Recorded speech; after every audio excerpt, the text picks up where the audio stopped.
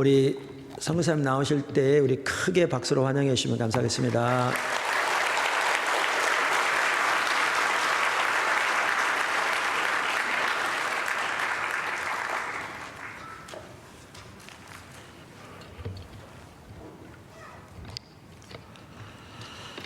네, 반갑습니다. 우리 같이 말씀을 같이 읽겠습니다. 오늘 말씀은 잠언서 29장 18절입니다. 잠언서 29장 18절.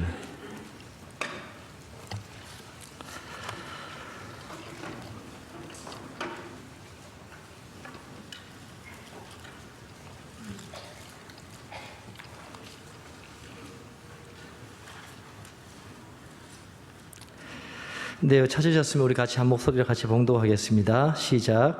묵시가 없으면 백성이 방자에 행하거니와 율법을 지키는 자는 복이 있느니라. 네, 아멘. 제가 오늘 잠언서 말씀을 토대로 목사님 책 보면 이게 하나님을 찾는 삶 이렇게 있잖아요. 뭐 책 한 권 한 권 다 그렇지만 참으로 신앙생활에 많이 도움이 됩니다. 그리고 또 책이 여러 시리즈로 나와 있지만 하나하나 공부하고 말씀을 들으면 하나님이 원하시고 목적하신 그 자리를 반드시 갈 수 있도록 하나님께서 책 가운데 많이 은혜를 주셔서 감사합니다. 오늘 목사님께서 하나님 찾는 부분들에 대해서 좀 나눠주기 원하셨습니다. 그래서 저는 따로 이렇게 나눌 능력은 없고 제가 은혜 받고 제가 배우고 지금도 밴쿠버에서 같이 계속 배우고 또 기도 모임 때마다 나누는 얘기들인데 여기 이 책에 보면 13과에 보면 하나님을 찾는 데 필요한 요소들이라는 단원이 있고요. 그 다음에 14과에 보면 하나님을 찾는 열매, 하나님을 찾으면 어떤 열매가 열리는가, 이게 두 가지가 나와 있습니다. 앞부분들은 여러분들이 다 공부해 보셨을 텐데 이걸 토대로 제가 몇 가지 주님 찾으면서 경험하고 했던 부분들에 대해서 나누도록 하겠습니다. 밴쿠버 처소에 대한 얘기들은 이렇게 말미에 가서 할 거고요. 설교는 아닙니다. 저도 애매합니다. 왜냐하면 제 개인적인 얘기를 해야 되기 때문에 자칫하면 이렇게 시험 들 수 있습니다. 여러분들께서 자기 자랑하나? 근데 저도 어쩔 수 없이 합니다. 기도하는데 하나님의 뜻인 것 같고. 근데 여러분 꼭 기억하셔야 되는 게 뭐냐면 간증을 할 때 교만한 마음으로 내가 이렇게 살았어 라는 마음으로 하면 반드시 교만할 겁니다. 근데 실제로 주님을 따라가고 십자가 복음의 삶을 살아보면 한없이 자기 안에 선한 것이 없는지를 보게 됩니다. 제가 나누는 모든 부분도 여러분 들어보시면 이건 하나님의 은혜가 하신 것이지 전혀 깨닫지도 못하고 보지도 못하고 듣지도 못한 사람을 저 같은 사람을 하나님께서 목사님께서 가르쳐 주신 말씀대로 주님 찾고 조금 따라갔는데 주님께서 세워주시고 가르쳐 가신 부분입니다. 그래서 혹시나 주의 간증 싫어하시는 분들이 많더라고요. 유튜브에 나오는 간증도 아직 듣기 싫다고. 근데 그래서 이게 유튜브로 안 나가기를 원합니다. 시험 들지 모르니까. 네. 제가 우리 성도님들은 저는 진짜 지체로 생각합니다. 얼굴도 모르고 이름도 모르지만 늘 우리가 본처서 놓고도 기도하고요. 본론으로 들어가겠습니다. 13장은 먼저 하나님을 찾는 데 필요한 요소들이라 그랬지 않습니까? 거기에 보면 7가지 요소가 나와 있습니다. 7가지 요소. 그래서 책을 중심으로 저 7가지 요소를 하나씩 하면서 제 개인적인 경험들을 한번 나눠보겠습니다. 첫 번째 요소가 마음을 다하여 하나님을 찾아야 합니다. 입니다. 마음을 다하여 하나님을 찾아야 합니다. 근데 사실 7가지 요소 중에 제일 중요한 부분이죠. 왜냐하면 마음을 다해 주님을 찾으면 나머지 6가지 요소는 다 되거든요. 다 되고요. 그 다음에 하나님을 찾는 열매도 열리고요. 저도 밴쿠버에서 이제 사역을 하고 아프리카에도 5년 있어보고 이렇게 하면서 저 개인적으로도 그렇지만 이렇게 교회로서도 그렇고 사역적인 면에서 결국 하나님을 마음을 다해 찾지 않은데 세워진 사람을 못 봤습니다. 그게 불가능하거든요. 여러분들이 뭐 공부 안 하고 학교, 대학을 들어갈 수 없지요. 영어 잘하고 싶으면 영어 공부해야 되는데 그걸 안 하고 아는 방법 없는데, 하나님을 사랑하려면 하나님을 알아야 되는데 하나님을 알리는 게 이게 굉장히 쉽지 않은 부분입니다. 왜냐하면 이게 그냥 성경책을 들여다본다고 알 수 있는 게 아니고 하나님 그분 자신을 우리에게 계시를 해주셔야 되거든요. 우리가 주님께로 못 가는 거예요. 아무리 찾는다고 해도 주님이 오셔야 우리가 주님을 만나지, 여러분 주님께서 어디 계신지 알 수 없습니다. 그러면 우리 입장에서 뭘 하냐면 기도하고 말씀 듣고 예배를 통해서 주님을 찾는 겁니다. 제 마음을 다해 주님을 찾는데, 그럼 어떻게 찾는가? 저는 개인적으로 잘 찾았다고는 할 수는 없는 것 같아요. 왜냐하면 저는 단 하루도 진짜 온전하게 못 산다. 늘 그런 어떤 주님 앞에 서면 늘 제가 생각으로 또 마음으로 지었던 죄들도 생각나고 하거든요. 근데 마음을 다해 주님을 찾는다 할 때 이거는 있는 것 같아요. 두 가지 종류가 있는데, 한 부류는 찾다가 안 되네, 어떻게 그렇게 살아, 이렇게 하는 부류가 있고요. 근데 마음을 다해 찾는 사람은 어떠냐면 중심이 옳기 때문에 이 말씀이 옳으니까 또 못 살면 주 앞에서 회개하고, 못 살면 회개하고. 제가 그 기억이 납니다. 제가 포도나무 교회 오고 나서 이제 오이코스에 들어갔는데 진짜 단 한 주도 죄 안 지고 가본 적이 없습니다. 그래서 오이코스에서 기도 사역도 하고 은혜 받으면 울고 하나님이 사랑하신다 하시고 하니까 다시 회복돼서 결단을 하고 가는 겁니다, 세상으로. 그러면 그 다음 주 되면 또 가기 싫어요, 오이코스가. 또 주님. 근데 오이코스 빠져본 적은 없습니다. 근데 마음의 중심이 오르면 오이코스 안 빠질 겁니다, 여러분. 왜냐면 이 말씀이 오르니까 내가 못 사는 거지. 말씀이 문제는 아닌 거잖아요. 그리고 또 목사님이 그 삶을 사셨고, 새물교 선교회 리더분 목사님들 사셨던 얘기를 제가 다 알고 신앙서적에도 그렇게 나와 있으니까, 그러면 애통한 마음으로 또 주님을 또 찾습니다. 저는 이게 간절하게 주님을 찾는다는 마음을 다해 찾는데, 저는 이런 의미라고 생각합니다. 넘어져도 말씀이 오르니까 또 찾고, 또 주님 앞에 또 나가고, 또 회개하고. 이 과정이지 퍼펙트하게 죄 안 짓고 잘 살고 이렇게 사는 법은 없다고 생각합니다, 저 개인적으로는. 왜냐하면 처음에 주님 찾을 때 우리가 영적으로 매우 어리잖아요. 그래서 마음을 다해 주님을 찾는다, 제가 이렇게 마음을 다해 주님을 찾기 시작한 게 15년 전입니다. 제 나이 40대. 그러니까 제가 이렇게 큰 교회도 다니고 훈련도 받고 이제 청년 때부터 선교단체도 훈련받고 했는데 제 삶이 안 바뀌는 거예요. 이제 결혼한 지 10년 됐는데 결혼 생활도 아내를 제가 못 사랑하는 거죠. 큰 문제가 있는 건 아닌데, 이렇게 하나님 안에서 그런 어떤 부부간의 친밀한 교제도 그렇고, 이제 그런 부분들이 이제 틈이 생기죠. 그런 부분부터 시작해서 교회에서 섬기는 것보다 열매가 안 열리는 거죠.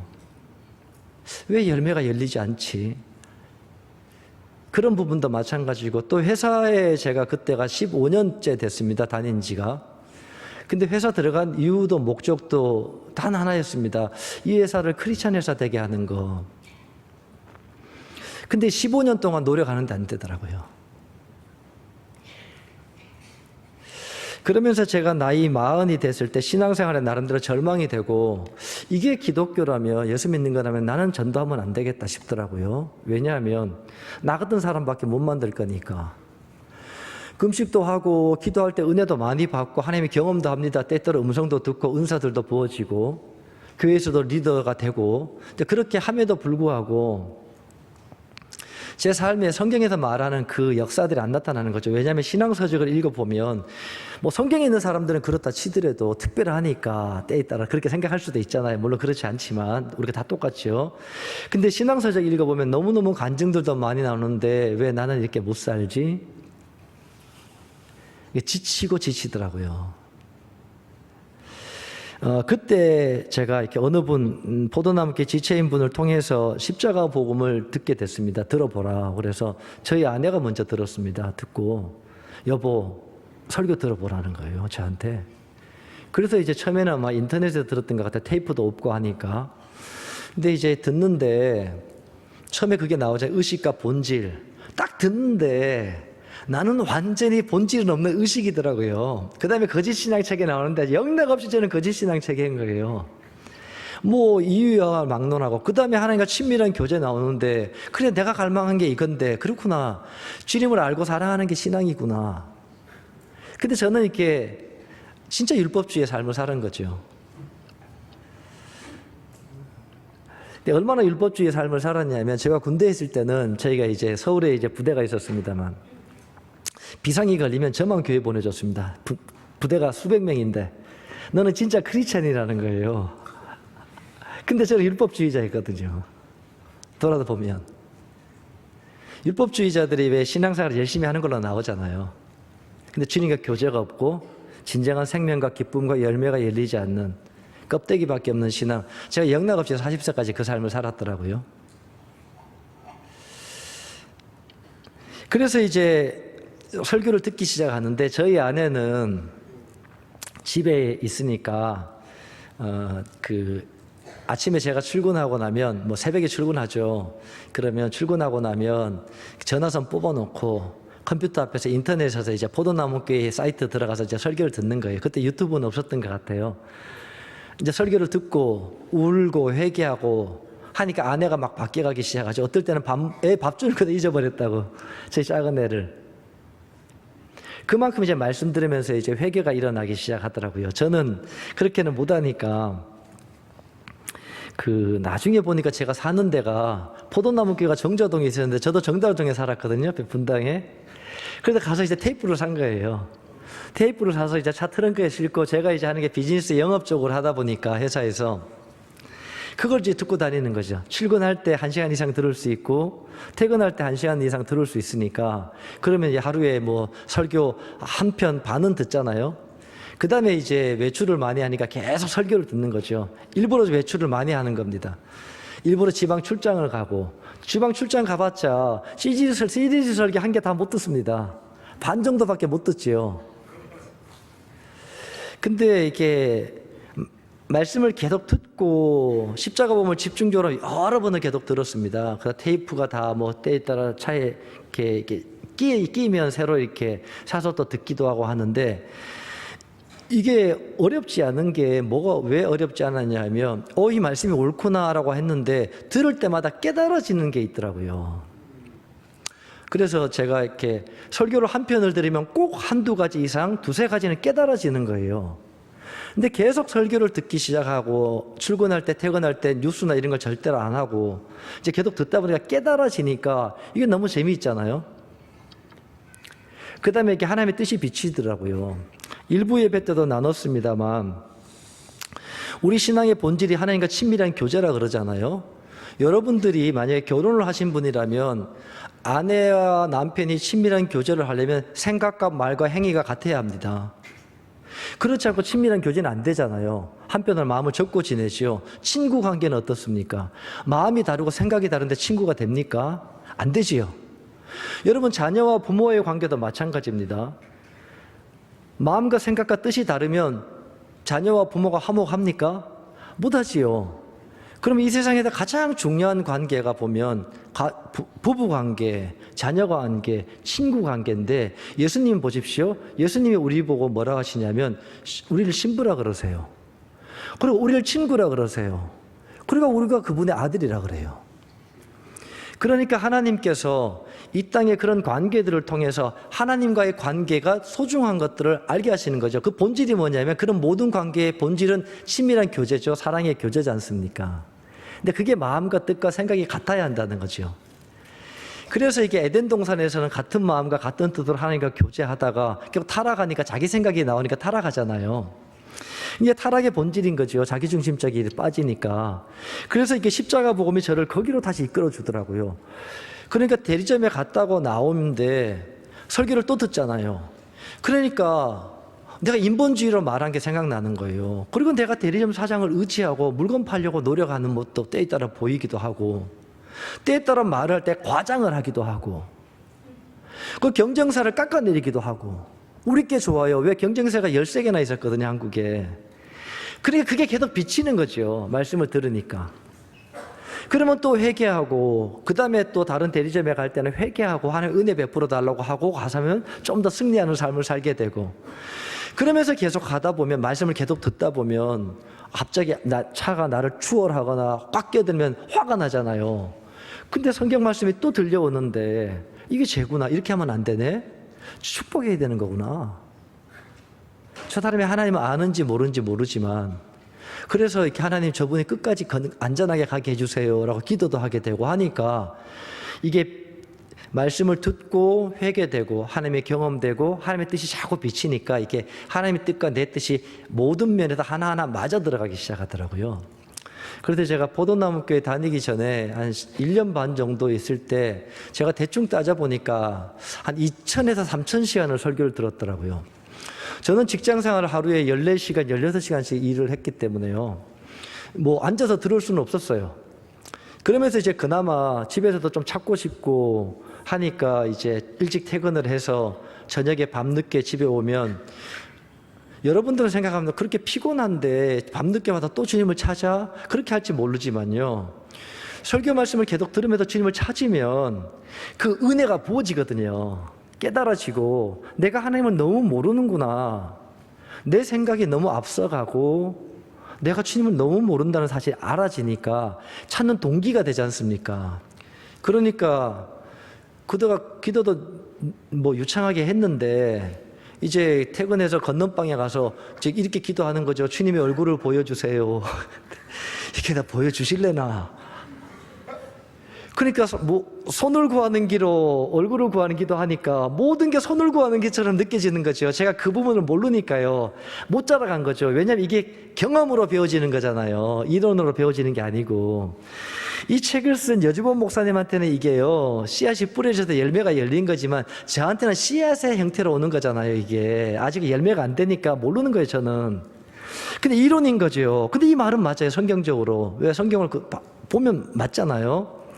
그래서 이제 주님을 찾는데 그런 시간들을 보내죠. 그럼 피곤하니까 때로는 이렇게 무릎 꿇고 기도하다가 간절히 구하니까 자죠. 이렇게 침도 흘리고 자고 그러다 보면 1시간도 지나 있고 그럼 다리가 시퍼렇게 돼 있잖아요.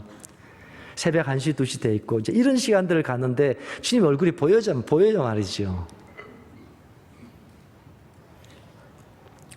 근데 봤다는 증거가 있지 않습니까? 여기에 본 사람이 있고 성경이 그걸 얘기하고 있으니까 저는 지도로 갈 수는 없지요. 그런데 이제 한 달 정도 주님을 찾는데 하나님의 음성이 들리기 시작하더라고요. 구체적으로 말씀을 하기 시작하더라고요. 저도 그렇고 저희 아내도 그렇고. 제가 밴쿠버에서 성도님한테 그 이야기 많이 나눕니다만 여러분 1년 안에 안 되면 안 될 겁니다. 합니다. 왜? 제가 이제 좀 겁주는 겁니다. 그러니까 저는 분명히 믿거든요. 2-3달 안에 된다. 반드시. 주님 찾기만 하면. 왜냐하면 주님을 찾으면 반드시 만나주시니까. 그리고 주님께서 찾는 걸 어렵게 만들어 놨겠습니까? 우리를 사랑하시는데? 그렇지 않지요. 쉽게 찾을 수 해놨겠지요. 쉽게. 우리를 사랑하시는데 주님께로 가는 길을 어렵게 만들어 놨을 리가 없지요. 그래서 이게 저는 믿기로는 한 달이면 된다 얘기하고 싶은데 좀 늘려서 1년 얘기하는 겁니다. 집중적으로 찾으라고. 그렇게 시간이 지나가 버리면 무슨 문제가 생기냐면 이제 안일함, 매너리즘에 빠지니까 나는 안 돼. 찾다가 안 찾다가 이사야 62기도에 나오다가 안 나가다가 이렇게 하는 거죠. 집에 뉴스는 자주 틀고 정치 얘기하고 이제 이런 유튜브에서 이런저런 설교나 뭐 베리칩이나 이런 얘기 그 듣고 있고 이제 이렇게 되는 거죠. 그래서 마음을 다해 이렇게 주님을 찾을 때 이렇게 비춰주신다는 겁니다. 그러면 이렇게 주님을 찾으면 두 번째가 뭐냐면 자기 중심적인 삶을 버려야 합니다. 이렇게 나와 있지 않습니까? 자기 중심적인 삶이 보입니다. 설교를 들으면. 저는 이렇게 성도님들한테 그렇게 권면하고 싶은 게 여러분들께서 교회에 오시면 목사님 우리 교회 시리즈 설교를 전체도 다 듣고 최소한 한 번은 듣고 그 다음에 또 듣고 하지 않는 이상 교회에 대해서 이렇게 저렇게 얘기하지 말라 그럽니다. 왜냐하면 그렇게 하면서 세워지는 사람을 못 봤거든요. 주님을 찾지 않으면 반드시 자기중심적으로 가게 됩니다. 왜냐하면 포도나무 교회는 하나님의 인도를 따라가잖아요. 근데 주님을 찾지 않는 사람은 비치시고 보이지를 않기 때문에 자기의 관점을 얘기합니다. 자꾸 육신의 생각은 사망인데 자꾸 그 얘기를 합니다. 이렇게 하면 좋겠어요, 선교사님. 저렇게 하면 좋겠어요. 내 생각에 이렇게 하면 좋겠어요. 며칠 전에 한 청년이 그 얘기 하더라고요. 나는 교회에 이런 게 보이는데 왜 하나님이 나를 안 쓰시지? 저한테 카톡을 보내왔더라고요. 뭐가 보인다고 이렇게 저렇게 하자 하더라고요. 저걸 청년들이 제가 그걸 다 나누거든요. 근데 자기는 이게 보이는데 왜 하나님이 나를 안 쓰시지 하는 생각이 든 거예요. 그래서 밴쿠버 가서 얘기하자. 얘기가 길 것 같더라고요. 주님 찾아야 되는데 이게 보일 텐데, 왜냐하면 제가 말한다고 보이는 게 아닙니다. 이것은 본인이 주님을 찾아야 자기 말이 뭐가 문제인지 알게 되는 거죠. 그래서 한참 기다렸습니다. 좀 냉정하게 답을 보내고 그랬더니만 선교사님, 제가 주님을 이렇게 찾고 기도하는데 왜 이런 일이 있지 했더니만, 나는 지금 배우고 기도하고 주님 찾아야 될 때라고 주님 그걸 말씀하시네요. 그래도 평안한 마음을 주셨다는 겁니다. 그래서 여러분들께서 교회에 저는 와서 뭐 교회 이 부서에서 뭘 하나 저 부서에서 뭘 하나 차장팀은 어떻게 하나 이거 보지도 않았고요. 내 코가 석자였어요. 그래서 주님만 봤습니다. 목사님도 안 보고 사모님도 안 보고 올코드 리더도 안 보고. 왜냐하면 설교 들으면 그거 다 나오거든요. 사람을 의지하면 안 된다고 나오잖아요. 나의 리더고 귀한 말씀을 전해주지만 사람을 또 의지하면 안 되잖아요. 그럼 이건 어떻게 하는 거지?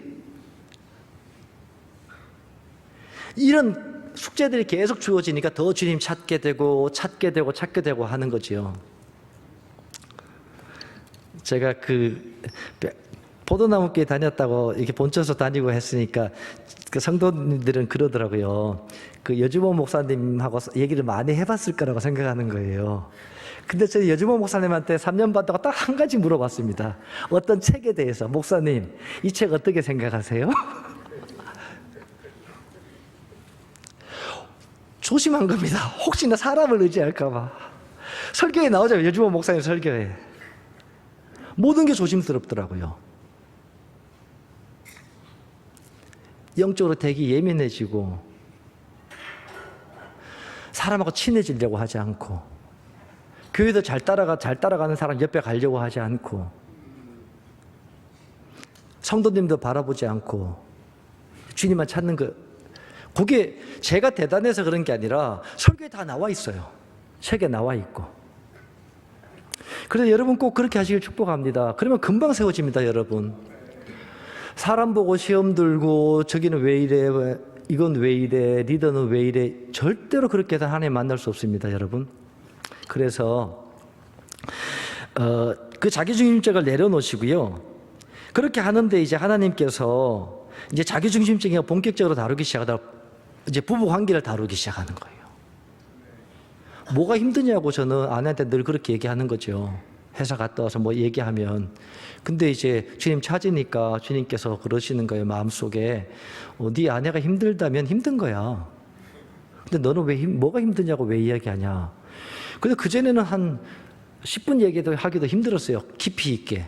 제가 이제 교만의 율법주의에 빠져 있으니까 그렇죠. 생명이 없으니까 사랑하는 마음도 식고 그랬는데 그래서 처음으로 결혼 10년 만에 하나님께서 찾을 때 비춰주시니까 이제 아내 얘기를 듣기 시작한 겁니다. 첫날 3시간 동안 아내 얘기를 들었습니다.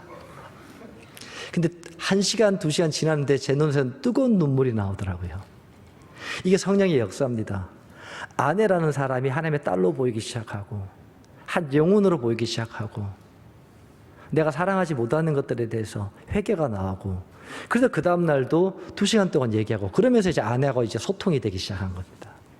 이것도 주님을 찾을 때 남편의 가부장적인 태도들, 저의 상처, 자아, 고집 이거 가지고 하는 부분들을 중심적인 걸 다루기 시작한 거죠.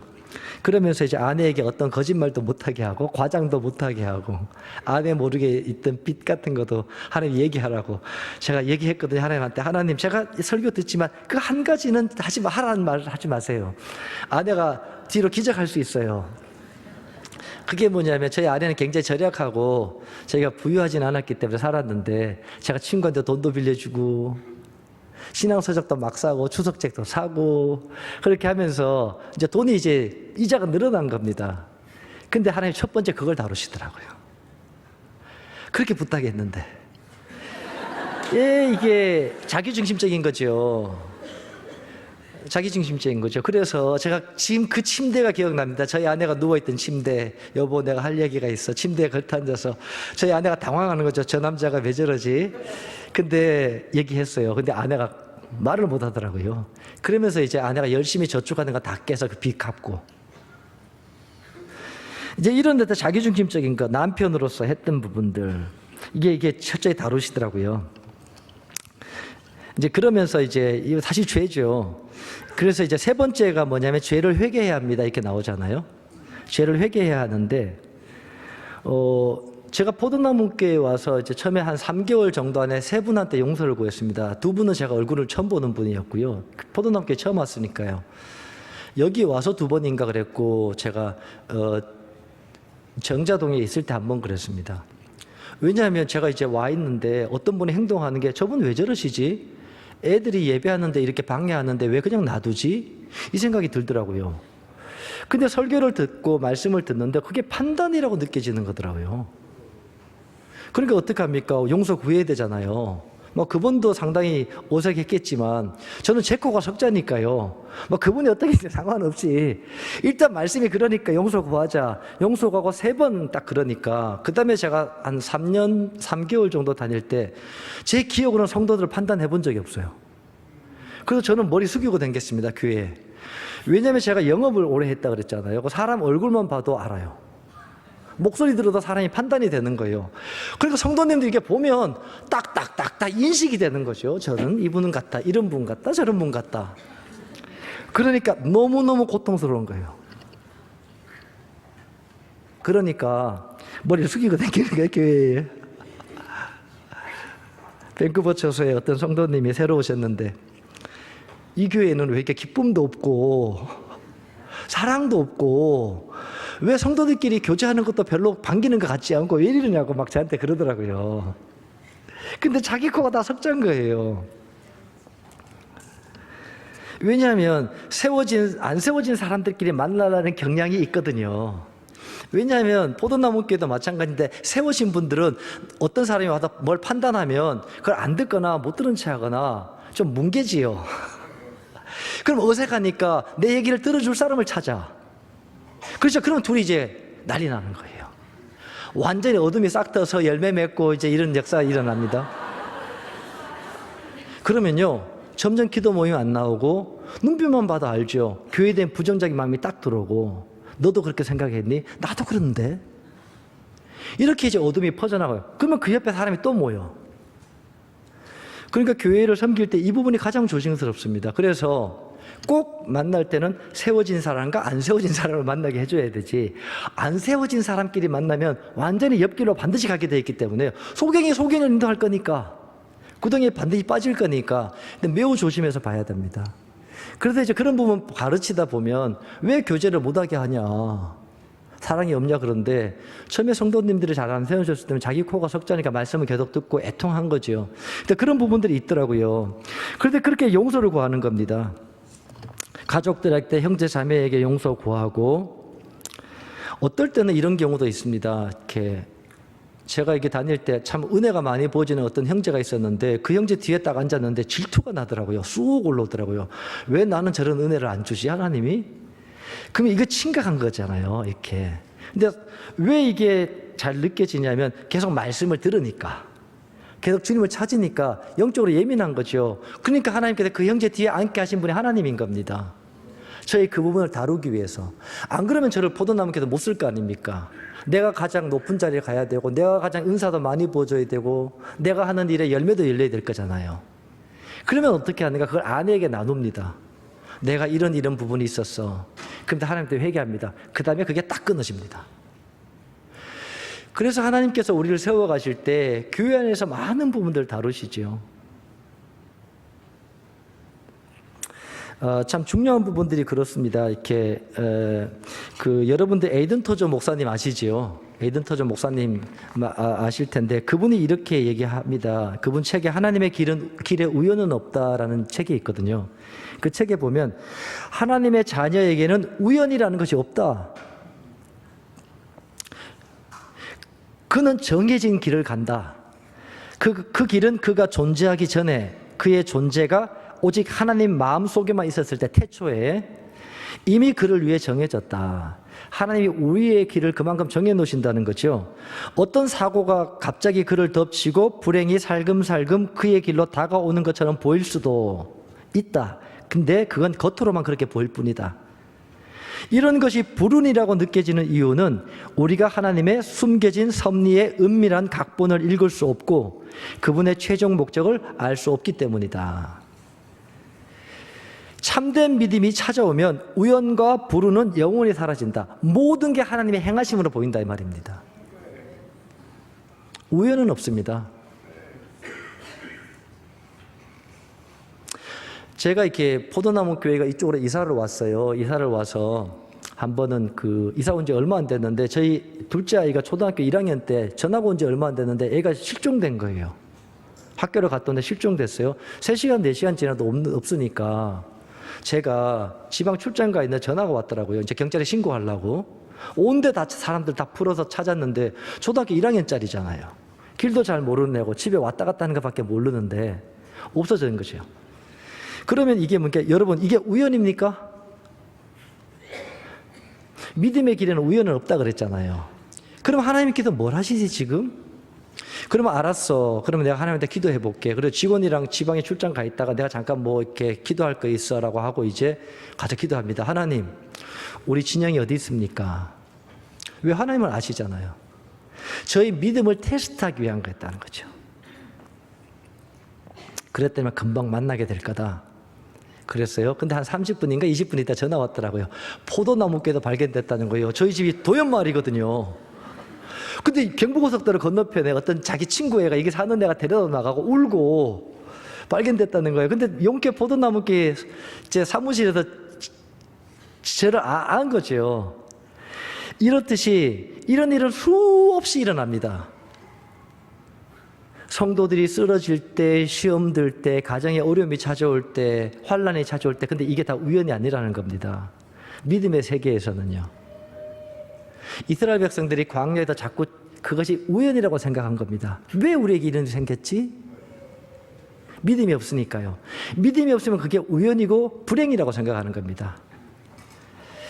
그래서 여기 이렇게 나와 있습니다. 믿음의 사람은 단 한순간이라도 하나님이 정하신 때보다 일찍 죽을 수도 없고 하루라도 늦게 죽을 수 없다.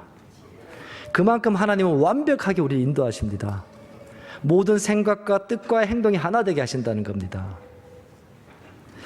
그래서 이게 우리가 계속 죄를 회개하는 겁니다. 그래서 정직하지 않는 것. 어떨 때는 이런 경우도 있었습니다. 하나님께서 이제 역사하기 시작하니까 비즈니스에 하나님 역사를 하기 시작하는데 한국의 큰 회사, 뭐 수조 원을 파는 회사의 리더지요. 리더가 이제 저희 그 전체 점포에 들어갈 물건을 이제 테스트하러 오는 겁니다. 둘러보러 온 거죠. 근데 그 리더가 코엑스에서 이제 부스를 만들어서 우리 상품을 이제 선발돼서 그것도 100개 회사가 선발돼서 이렇게 이제 하는데 전시해 놨는데 제가 이제 설명을 하게 됐어요. 그 옆에 딱 왔습니다. 왔는데 갑자기 주님께서 저는 긴장하고 있는데 너 저 사람 판단했지? 그런 거예요. 제가 그분이 옛날에 잡지책에 나온 걸 봤거든요. 근데 이혼하고 아내에 대해서 어떻게 했다는 거 보면서 아, 돈 있는 사람들이 저래. 그렇게 판단한 게 딱 깨달아지더라고요. 그런데 너는 저를 판단하면서 너는 장사하는 건 좋아하네? 죄잖아요. 그래서 주님 잘못했습니다. 회개하고 있는데 그분이 앞에 왔더라고요. 결국 이제 그 회사에도 들어가게 된 물건을 팔게 됐는데 주님 뭐라고 말씀하시냐면 그때 이 말씀을 하시는 거예요. 너는 너희 나라를 위해서 기도하고 있지 않니? 저 회사에는 나를 믿는 사람과 수많은 사람들이 있다. 너희 나라로 리더로 세운 사람이다. 근데 저런 회사가 잘 세워지지 않고 너희 나라가 어떻게 잘 된다고 너는 생각하냐? 너희 나라의 리더로 세운 사람이니까 네가 기도하고 사랑해야 되는데 판단했다는 거죠. 이렇게 이런 일들이 너무너무 충격적인 일들이 계속 찾아오는 거죠. 삶 가운데서. 주님을 찾을 때 나중에는 나는 잿덩어리구나. 너무너무 애통하더라고요. 내 안에 선한 것이 없구나. 선하고 생각해도 악이고 잘한다고 해도 주님 보실 때는 합당치 않은 것이고, 그때 이렇게 제가 심령이 가난하다는 게 뭔지 알겠더라고요. 의에 줄이고 목이 마르더라고요. 내가 주님을 더 알기 원합니다. 주님, 내가 주의 마음을 더 알기 원합니다. 이 기도밖에 안 나오더라고요. 애통하더라고요. 그때 십자가의 복음이 선명하게 비치는데, 그런 나를 아시고 구원하신 하나님, 이렇게 미련하고 어리석은 사람을 가르쳐가는 하나님을 그게 비치는데 너무너무 감사하더라고요. 자기 부인이 저절로 되죠. 이런 일을 계속 겪으니까. 율법주의 신앙은 자기 행위를 의지해서 나가는 거라 그랬잖아요. 제가 40세까지 살았던 방법이요. 당연히 거기도 전도도 했습니다. 교회도 열심히 섬겼고 헌금도 하고 11조도 하고 선교 헌금도 하고 감사헌금도 하고. 그런데 실제 하나님의 본질적인 생명의 역사는 경험이 안 되니까 제 삶에 열매가 안 열린 거죠. 능력도 나오지 않고. 그렇게 주님을 찾을 때 네 번째, 우상을 버려야 합니다. 우상을 버리게 됩니다. 저에게는 이렇게 직장 복음화가 우상이었습니다. 그게 왜 우상이냐고 할지 몰라도요, 주님을 찾는 대신에 직장 복음화를 추구했으니까요. 다윗이 하나님의 얼굴은 구하지 않고 하나님의 왕국이 세워지기만 추구했다. 예를 들어서 솔로몬이 하나님의 얼굴을 구하지 않고 성전만 지으려고 한다. 그러면 야, 성전 짓는 거 귀한 거지? 천만의 말씀입니다. 그게 본질은 아니거든요. 근데 저는 이게 직장 복음화가 우상인 게 선명하게 보이더라고요. 15년 동안 정말 열심히 다녔습니다, 직장에. 근데 그 우상이 되니까 하나님이 이제 그걸 다루기 시작하더라고요. 저는 제 의, 제 열심이 우상이었거든요. 그걸 부수는데 참 이렇게 쉽지 않더라고요.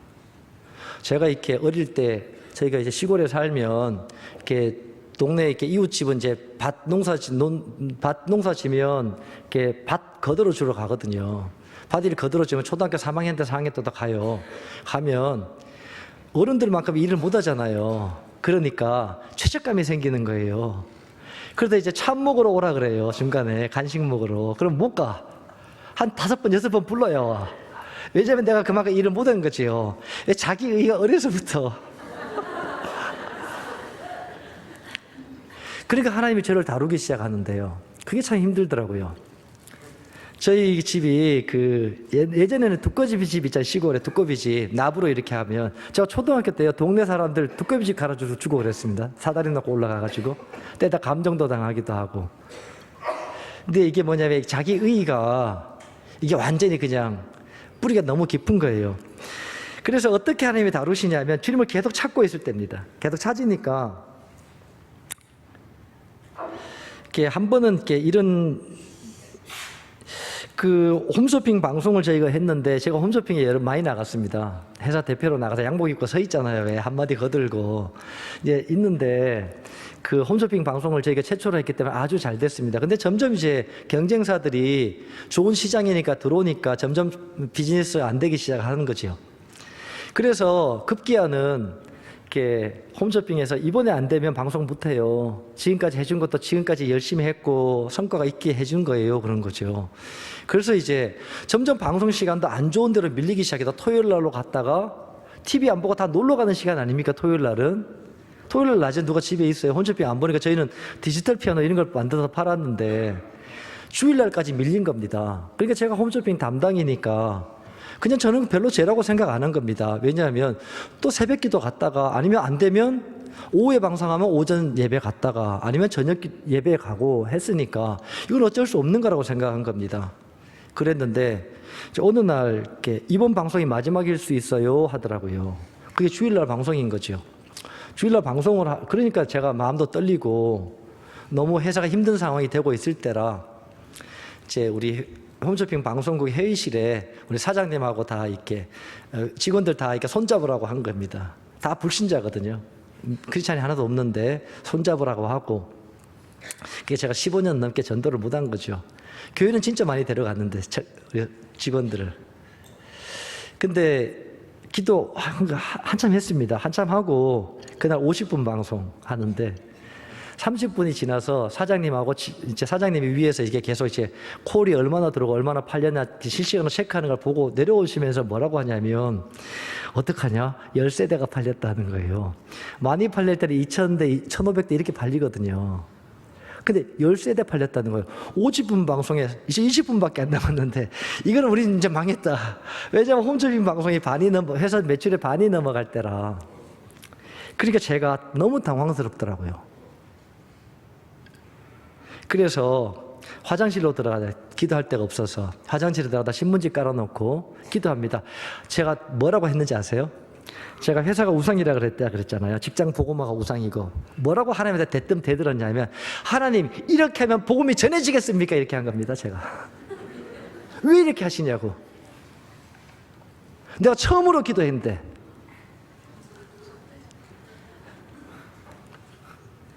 제가 화가 났어요. 그때. 그랬는데 그때 하나님의 음성이 선명하게 마음속에 들려오는데 네가 주일날 방송하는데 내가 너를 어떻게 축복하겠냐. 그 말씀을 먼저 하시더라고요. 저는 그게 죄인지 몰랐습니다. 저는 예배 드렸거든요. 항상. 그리고 회사 일이고 크리스찬 회사도 아니고 내가 회사 사장도 아니고 이거 안 하면 회사는 망하는데 그러면 주일날 방송 안 하면 어떻게 되는 겁니까? 회사 문 닫는 거죠.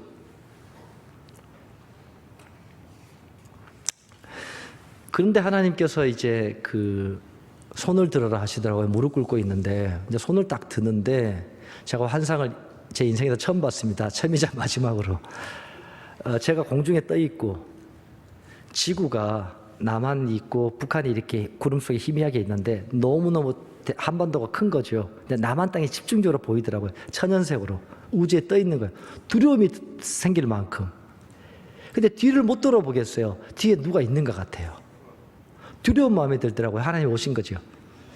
근데 딱 드는데 뭐가 생각나냐면 마음속에 선명하게 비치는 게 모세가 했던 영적 전쟁, 아말렉과의 전쟁할 때 손을 들면 그게 영적 전쟁이었잖아요. 근데 제가 그게 깨달아지더라고요. 아, 이게 영적 전쟁인 거였구나. 육신으로 될 문제가 아니고 인간의 노력으로 될 문제가 아니었네. 이게 비치더라고요. 그러면서 손을 들고 있는데 우리가 표현에 방송 대박이라 하는데 대박이 나겠다는 마음이 들더라고요. 하나님께서 남한 땅을 집중적으로 축복하게 하시면서 그래서 그렇게 대박이 나면 방송 시간이 연장이 되거든요. 뒤에 시간을 줄이고 우리를 늘리는데 아니나 다를까 끝날 때 나가보니까 10분이 연장되어 있는 거예요. 10세대 팔렸던 게 팔릴 리가 없는데 그 대박이구나 이거. 다시 기분이 얼마나 좋아. 그래서 이렇게 다시 들어가서 또 기도하는 겁니다. 신나게. 기도하고 나왔어요. 그 방송 끝날 때 돼서. 근데 방송국 직원들이 홈쇼핑 방송 직원들이 나와서 200대가 팔렸어요. 그래도 선방했어요 그러는 거예요. 근데 200대면 다음 방송도 기약도 안 되고 이게 뭐지? 제가 헷갈리기 시작하더라고요. 제가 배우고 갈 때니까요. 그런데 고민을 하면서 이제 집으로 돌아오는데 우리 사장님하고 같이 방향이라 차를 같이 타고 오는데 제가 그 얘기를 나눴거든요. 나눴더니만 하나님이 그 얘기를 하신 거예요. 사장님이 먼저 얘기하셨어요. 차 타고 가는데 신기하다. 아까 10세대가 팔렸을 때 야 50대만 팔리면 좋겠다. 10세대는 홈쇼핑 역사상 있을 수가 없는 거고요. 그 많은 인원과 많은 네트워크가 동원되는데 그게 한 번 할 때 돈이 얼마나 많이 들어가는데 방송국에서도 우리 10세대 팔아봤자 그거 몇백만 원 되는 것 같고 아무짝에 쓸모없는 거잖아요. 근데 200대가 팔리면 너무 좋겠다 생각했다는 거예요. 근데 어떻게 200대가 팔렸냐? 그러시는 거죠. 그때 제가 깨달아졌어요. 아, 하나님이 우리 사장님을 구원하시려 하시구나. 그래서 이제 하나님이 이제 생명이 역사할 때 그런 일이 일어나잖아요. 그렇게 해서 이제 얘기를 나눴습니다. 차 타고 가면서. 그랬더니만 사장님 집에 다 도착했는데 사장님이 차에서 안 내리시더라고요. 충격을 받으신 거예요. 신앙적으로 도전을 받은 거죠. 그 다음부터 신앙생활 시작하시더라고요. 15년 동안 안 됐는데 하나님의 찾고 내 안에 하나님의 죄를 비치시고, 그런데 더 문제가 뭐냐면 놀라운 사실들이 제 비즈니스에 대한 그런 관념들을 저는 그동안 열심히만 했는데요. 기도하면서 그 다음날 이제 200대가 주문이 들어왔잖아요. 그러니까 아침 되면 그 다음날 이제 월요일 아침 되면 이제 딜리버리를 해줘야 되고 조립을 해줘야 되니까 이제 배송 리스트가 오거든요. 오는데 진짜 그 다음에 팔렸던 게 187대 아니에요? 200대 채울 때 기도하고 나서. 근데 한 대도 취소된 게 없는 거예요. 보통 25%가 취소되거든요. 그럼 200대가 팔리면 한 50대가 취소돼야 돼요. 이건 법칙입니다. 충동 구매도 하고 일단 좋은 거 같은 거 사놓고 인터넷에 알아보는 거죠, 사람들이. 근데 취소가 없는 거예요. 그러면서 제가 뭘 배우게 됐냐면 하나님이 이걸 말씀하시는 거죠. 너는 내가 전능하다 하면서 너는 방송 시간이 좋고 안 좋고에 따라서 물건이 팔리고 안 팔리고 생각하는구나. 근데 너는 날마다 나한테 전능하다 하면서 내가 능력이 있다면서 나는 월드컵을 할 때도 9시 뉴스를 해도 얼마든지 채널을 돌려서 너희 물건을 사게 할 수 있고 나는 너희 나라에서 피아노가 필요한 사람이 누군지 다 안다. 내가 모든 사람의 마음을 다 알기 때문에. 이게 이제 제가 너무너무 충격을 받은 거죠. 그게 성경에서 말하는 전능하시다는 거구나. 그게 하나님께서 채널을 돌릴 수도 있게 하시는구나. 그러니까 사역만큼 쉬운 게 없고 비즈니스만큼 쉬운 게 없는 거 아니겠어요? 어차피 주님이 하실 거니까. 그래서 제가 밴쿠버에서도 비즈니스 학교를 세우는 게 제 꿈입니다. 비전이고. 교회가 물질적으로 되게 가능합니다. 왜냐하면 이 삶을 사는 사람들이 없기 때문에 그렇죠. 근데 십자가 복음으로 되돌아가면 반드시 부의 유복이 회복된다 하지 않습니까? 근데 그 다음에 또 다루는 게 뭐냐 하면 이런 식으로 계속 다뤄나가기 시작하는 겁니다. 제 선함을 다루는 영역들은 뭐냐 하면 제 우상들, 제 선함이요. 제 선함을 부수시는데 근데 주일날에 이제 그 다음에 하나님께서 너는 이제 주일날 방송 가지 마 하시는 거예요. 제가 담당이거든요. 직원들은 따라가는 거죠. 도와주러. 7시간씩 한 번 할 때마다 때때로 사장님도 가시고. 근데 가지 말라 하니까 이제 순종했습니다. 근데 어떨 때 얼마 지났는데 주일날도 방송했어요. 저는 안 갑니다, 이제. 제가 다 준비해놓고 저는 안 가는 거죠. 근데 그 다음에는 수요일날인 거예요, 성탄절이. 근데 사장님이 얘는 성탄절은 가겠지 생각한 거죠. 그래서 이번에는 갈 거지 그러시더라고요. 저도 모르게 가야죠. 근데 저는 좀 애매하더라고요. 성탄절은 주일은 아닌데. 그리고 하나님한테 이제 기도하기 시작했습니다. 하나님, 성탄절까지 안 가고 직원들은 성탄절도 쉬지 못하고 주일도 쉬지 못하고 나만 쉰 다음에 이게 복음이 전해지겠어요? 저 늘 하는 얘기가 그 얘기입니다. 복음이 전해지겠습니까, 하나님? 이러면 교회에 대해서 뭐라고 얘기하겠습니까, 하나님? 하나님이 고집을 안 꺾으시는 거예요. 그 전에 다닐 교회, 이 일들이 그 전에 다니는 교회에 있을 때 일입니다. 1년 반 동안 다녔다 그랬잖아요. 십자가 보면 들으면서. 그날이 이제 24일 날 성탄절 이브에 발표를 하는 날이고 저희 아이들도 출연하고 하니까 저희가 이제 갔는데 근데 그 다음날 성탄절 방송이 몇 시인지 아세요? 아침 7시. 여러분 아침 7시에 70만 원씩 되는 거 살 사람이 없고 성탄절 선물을 이미 다 샀어요. 애들 피아노는. 근데 그냥 땜빵으로 해주라는 거예요. 어쩔 수 없이 하는데 팔릴 게 기대가 안 되죠. 그러니까 못 팔아도 괜찮아요. 시간만 채워주세요라고 혼접비도 부탁을 한 거죠. 근데 방송을 하지 말라는 이야기는 안 하시고 저보고 가지 말라는 거죠. 그래서 3번이나 들락날락 한 겁니다. 하나님 이번만 갈게요. 이번만 갈게요. 저는 진짜 죽는 것처럼 힘들더라고요. 나름 얼굴에 철판을 깔고 믿음으로 간다고 생각했는데 제가 전혀 그렇게 된 게 아니더라고요. 교회 예배당에 3번이나 왔다 갔다 하면서 주님한테 설득을 하는데 주님이 계속 노라고 하는 거죠. 마음에 예스가 없어요. 그런데 결국에는 하나님하고 씨름하다가 사장님한테 전화를 했습니다. 제가 못 갑니다. 뭐라고 얘기하겠어요? 하나님이 그래라고 그랬다고 얘기도 못하고. 근데 하나님이 참 감사한 게 그렇게 따라갈 때 왜 그러냐고 물어보진 않아요. 한 번도 그런 적이 없었어요. 그게 저를 다루시는 게 목적인 거예요. 그들의 시험 들게 하진 않으세요. 이유가 있겠지라고 생각하는 거예요. 왜? 지난 15년, 16년, 17년 동안 그렇게 열심히 해왔으니까.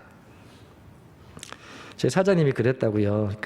제가 크리스찬이니까 정직하게 해야 회사가 구원받는다고 생각해서 제 사장님 외부에 나가면 제가 팥으로 매주를 쓴다고 해서 믿는다고 다 얘기했다는 거예요. 다른 사람들 저한테 가서 얘기하는 거죠. 저 크리스찬이 그렇게 살아야 된다고 생각했어요. 근데 그거 갖고 되는 게 아니더라고요. 그랬는데 이제 성탄절 안 갔습니다. 안 가고 있는데 성탄절 아침 7시 방송에 많이 팔린 거예요. 엄청나게. 숫자는 기억 안 나는데 있을 수가 없는 숫자가 팔린 거죠. 그러면서 하나님이 뭐라고 하시냐면 네가 가야 팔리냐? 이걸 또 가르쳐 주신 거예요. 그러면서 제 안에 있는 우상들, 비즈니스의 우상, 직장 복음화에 대한 우상, 영업은 이렇게 해야 돼, 열심히 해야 돼, 이게 아닌 걸 알게 하셨어요. 하나님의 능력과 하나님의 자원, 그걸로 하는 걸 선명하게 보게 해주신 거죠. 그러니까 이렇게 할 때마다 너무너무 애통하더라고요. 내가 하나님을 너무 모르는구나.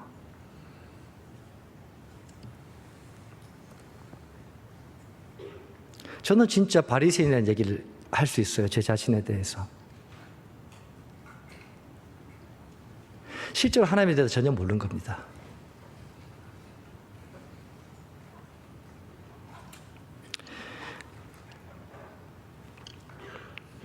그 다음에 보면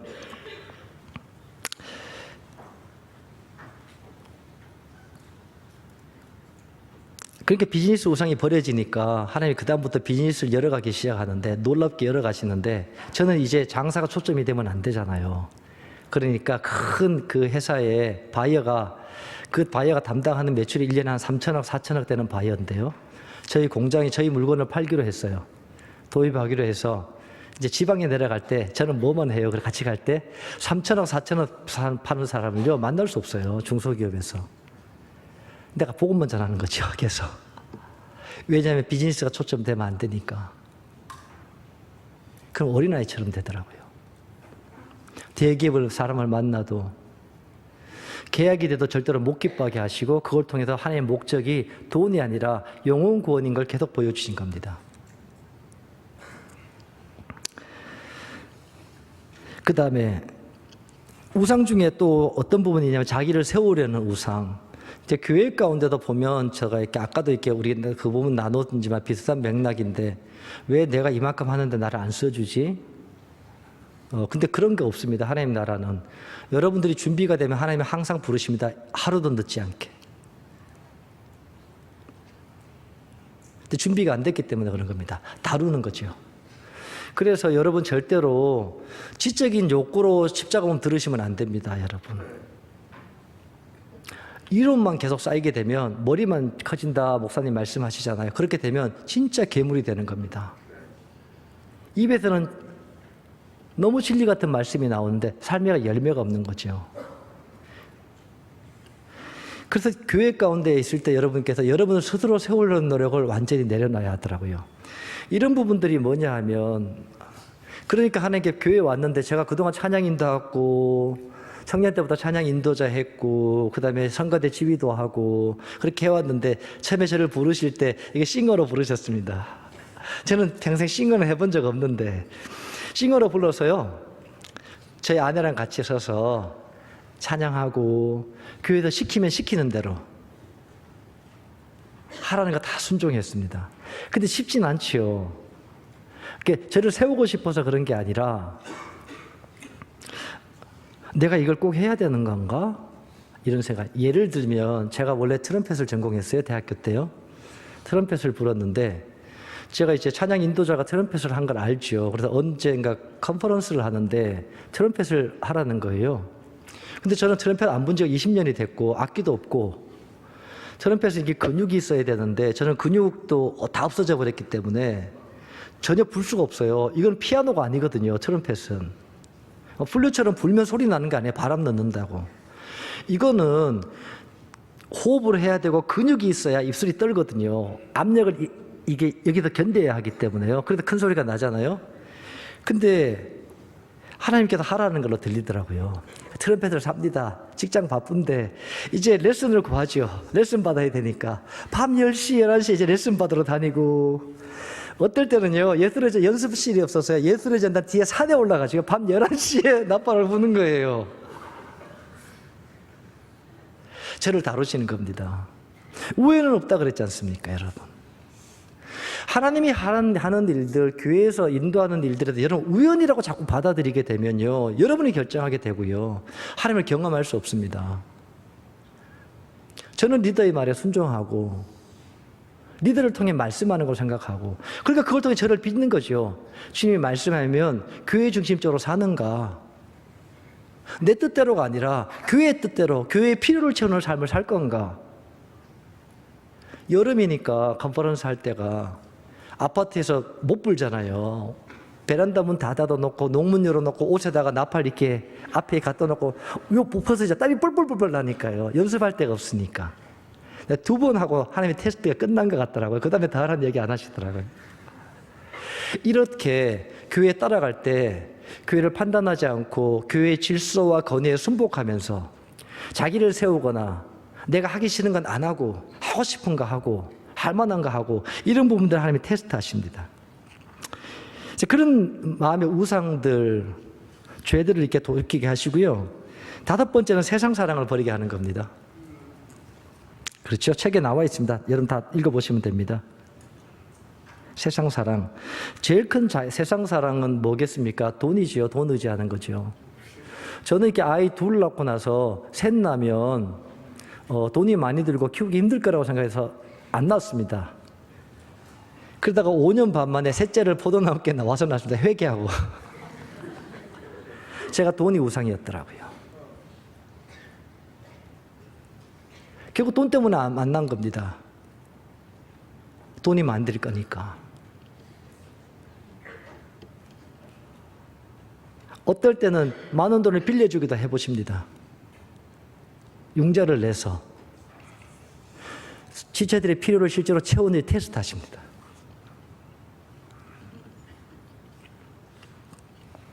저희가 이렇게 분당에 정자동에 요즘에 집값이 많이 올랐더라고요. 저는 손해 많이 봤습니다. 포도나무에 따라와서. 근데 복을 진짜 많이 받았습니다. 조금도 아깝지 않은데요.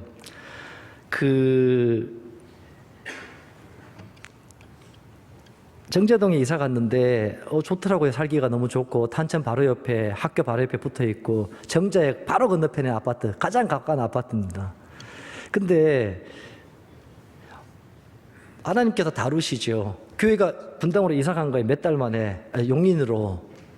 그러면 교회 옆으로 와야 되지 않습니까?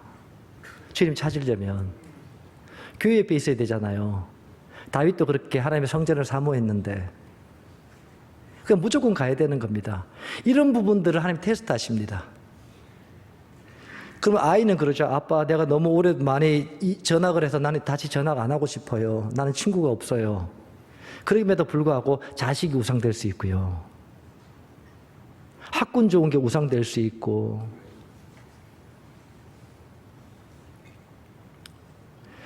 이 부분들을 다루셨습니다. 세상 사랑이 뭐였냐면, 제가 그래도 집을 파는데, 하나님께 집을 팔아라 파는데, 저는 집값을 이만큼 받을 수 있다고 생각했습니다. 근데 이제 기도하는데 하루는 하나님께서 저희 아내에게 부동산에 전화해봐라 그랬다는 거예요. 왜냐하면 아내가 계속 주님을 찾고 있었기 때문에 이런 일이 일어납니다. 안 찾는데 일어나는 일이 아니고 계속 찾을 때요. 계속 매일매일 일하시니까 삶 가운데 부동산에 전화해봐라 그랬대요. 그래서 왜 그랬겠어요? 하나님께서 집 팔으라는 얘기죠. 하나님이 앞서가시잖아요. 우리가 결단하면. 그런데 부동산에 전화했더니만 집값이 많이 올라 있더라고. 한 얼마 사이에 뭐 리모델링인가 그런 것 때문에 올랐다는 거죠. 그래서 제가 우리 집은 위치도 좋고 하니까 이 정도는 받을 수 있을 거야 라고 생각했습니다. 그래서 이제 부동산에서 이 정도 팔면 팔릴 것 같아요. 금액을 제시하는데 기분이 안 좋더라고요.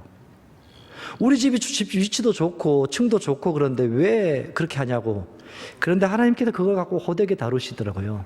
너는 네 위치가 좋은 게 힘이냐 그러시더라고요. 그래서 제가 이제 금액을 낮추기 시작해서 1,000만 원씩.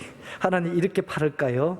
얼마를 받을까? 1,000만 원씩 낮추는데 어느 한계에 가니까 하나님께서 편안한 마음을 주세요. 그게 정확하게 부동산에서 얘기한 가격인 거예요. 그러면서 이게 물질에 대한 것들, 다루는데 제 안에 따라가면 따라갈수록 너무너무 더럽다. 그러니까 이런 부분들이 말하는 겁니다. 하나님이 다뤄주지 않으면 우리 죄를 못 봅니다. 죄인지도 모르거든요. 왜 세상 사람들이 다 그렇게 살고, 그렇지 않는 그러면 꼭 교회 옆으로 가야 돼? 그렇지 않으면 꼭 그런 데 살아야 돼? 근데 주님을 찾으면 하나님이 계속 하나님의 기준을 알려주신다고요. 뭐 하시려고요? 친밀한 교제를 하기 위해서. 나와 뜻이 하나 되기 원하시는 거예요. 아버지의 마음을 알려주기 원하고 아버지의 뜻을 이루기 원하는데 우리가 그런 부분에서 일치가 되지 못하면 하나님의 일을 이룰 수 없으니까요. 이제 그런 부분들이 많이 있었습니다. 이제 그렇게 이렇게 따라가다 보니까 그렇대요. 내가 점점 죄인인 건 더 보이고 하나님의 사랑이 커 보이는데 스스로 내적 추위가 되더라고요. 저는 개인적으로 저 자신에 대해서 정체성이 너무너무 약했기 때문에 제 스스로 얼굴 거울을 못 쳐다봤습니다. 포도나무 함께 다니기 전까지요. 근데 그 다음에는 내가 어떤지가 보이는데 주님의 사랑이 느껴지니까 거울을 보면서 서구야 너는 참 복도 많다. 하나님 제가 이쁘지요. 이런 얘기하고 있는 거예요. 나이가 들어가지고. 제 진정한 정체성이 회복되더라고요. 복음이 뭔지 알아지고 주님의 사랑이 뭔지 알아지니까. 그러면서 제가 위장병이 다 났고요.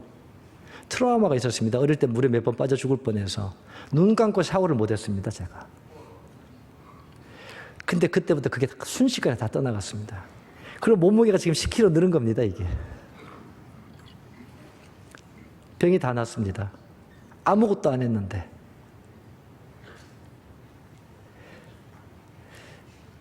그러니까 이 모든 과정들이 뭘 하는 과정입니까? 저를 다루시고 빚어가시는 겁니다. 하나님의 자녀로. 그런데 여러분 이게 힘든 게 아니고요. 이 삶을 살고 진리가 하나하나 비춰질 때마다 내 어깨에 짐이 내려져요. 돈의 짐도 내려지고 자식을 키우는 짐도 내려지고 직장도 내가 이제 힘쓸 필요 없고 나는 그냥 하나님이 한 분이면 족합니다. 하나님이 나의 능력입니다. 주님만 있으면 됩니다라는 고백이 나오지요. 얼마나 자유한지요.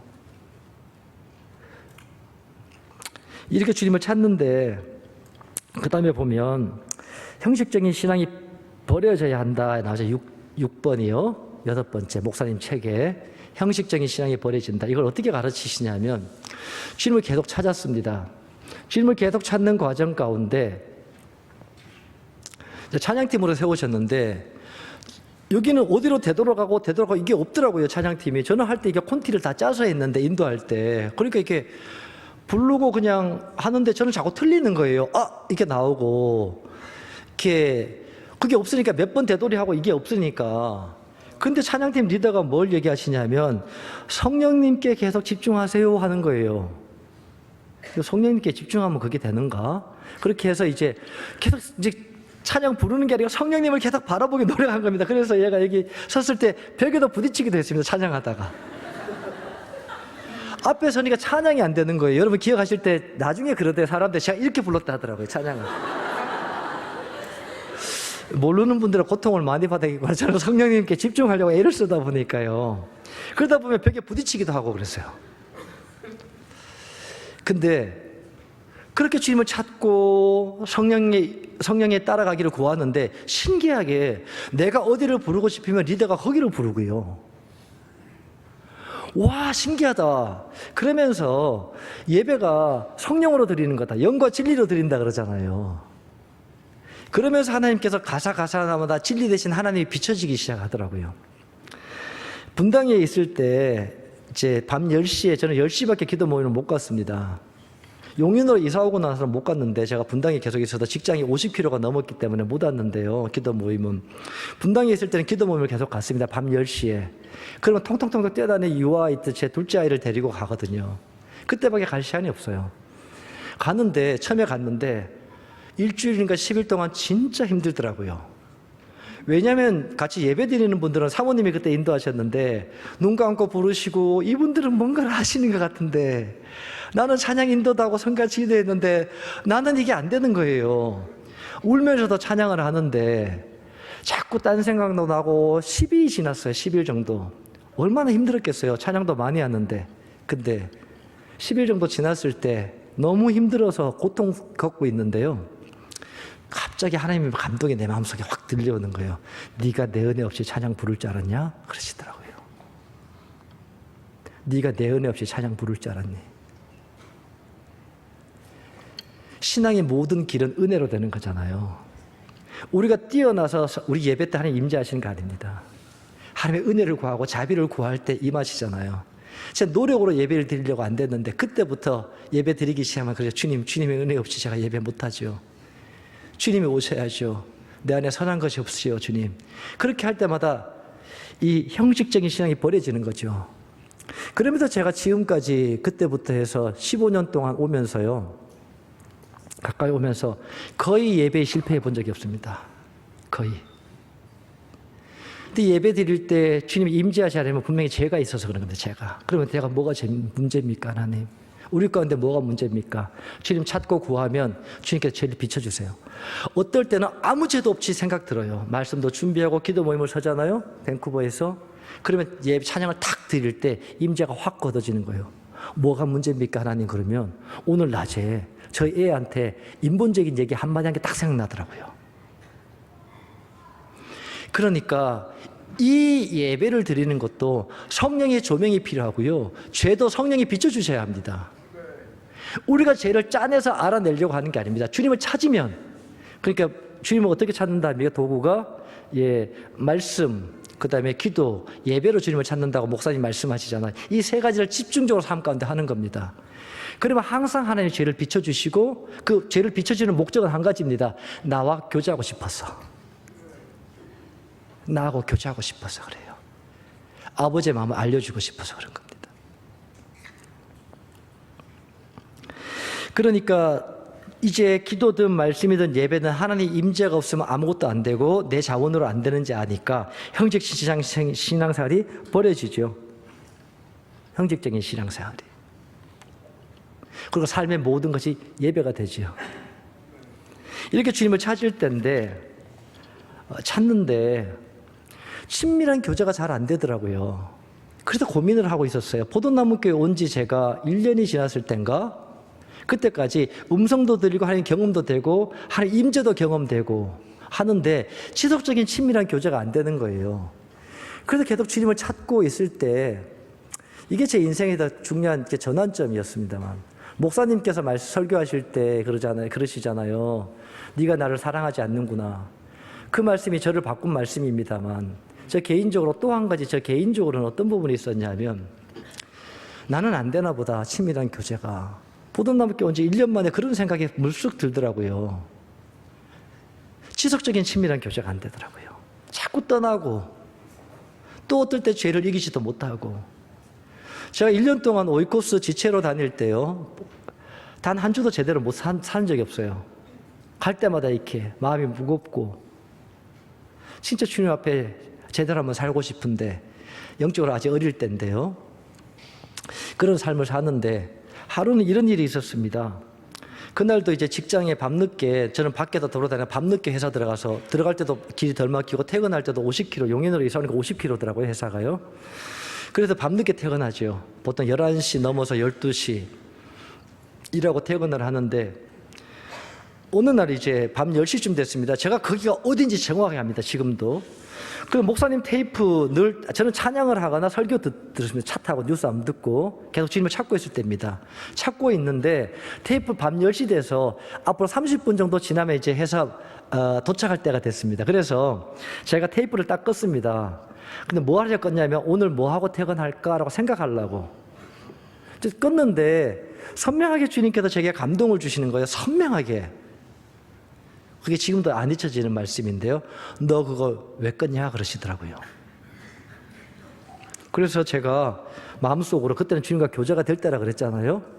주님하고 마음속으로 교제를 많이 할 때니까 왜 껐는지 아시면서. 근데 그 다음 대답이 하나님 말씀에 네가 염려해서 그거 껐다 하더라고요. 근데 그 순간에 제가 화가 확 치밀어 오르는 게 느껴졌어요. 이게 뭐가 염려입니까? 내가 지금까지 하루 종일 주님 찾다가 이제 회사 들어가서 뭘 할까 생각하는데 이게 염려입니까? 근데 주님께서 그 다음에 말씀이 제가 눈물이 터지게 하는 거예요. 뭐냐면 네가 나만 예배하고 있으면 회사에 가서 뭐하고 퇴근해야 될지 내가 다 가르쳐 줄 텐데. 저는 가끔도 지금도 이런 얘기 나눌 때 마음속에 눈물이 나는데 그만큼 나를 사랑하시구나. 주님은 나 없이 못 사시구나. 뭐하고 퇴근해야 될 때까지도 그분이 인도하기 원하시구나. 내가 어떤 짐도 지기 원치 않으시구나. 그분의 사랑 앞에도 제가 그때 통곡이 쏟아지더라고요. 차 안에서. 그 다음부터 진정한 고민이 시작되는데 그럼 난 어떻게 살아야 되지? 그게 염려라고 하면 그게 성경에 나오는 염려란 말인데 30분 뒤에 회사 일도 생각하지 않는다면 나는 이제 어떻게 살아야 되지? 그러면 하루 종일 주님을 바라봐야 된다는 말 아니겠어요? 회사 일하면서도 이제 고민이 시작된 겁니다. 그래서 계속 주님만 바라보기로 한 겁니다. 일하면서도 계속 바라보려고 애쓰고 하다 보니까 이게 자꾸 딴 생각이 나면 주님 하는 게 습관이 되는 거예요. 그래서 회사 큰 건물에 있다 보니 여러 회사 같이 있는데 점심시간이 되면 엘리베이터 타고 내려오다가 저도 모르게 제가 주님 하는 거예요. 사람들 다 쳐다보죠. 왜냐하면 자꾸 딴 생각이 나오니까. 여러분도 그러지 않습니까? 습관적으로 딴 생각 나오죠. 이제 생각나죠. 근데 이게 이제 다뤄져야 되거든요. 이제 육신의 생각은 사망이니까 계속 성령의 임재 안에 머무는 삶을 가르치기 시작합니다. 목사님이 말씀하시잖아요.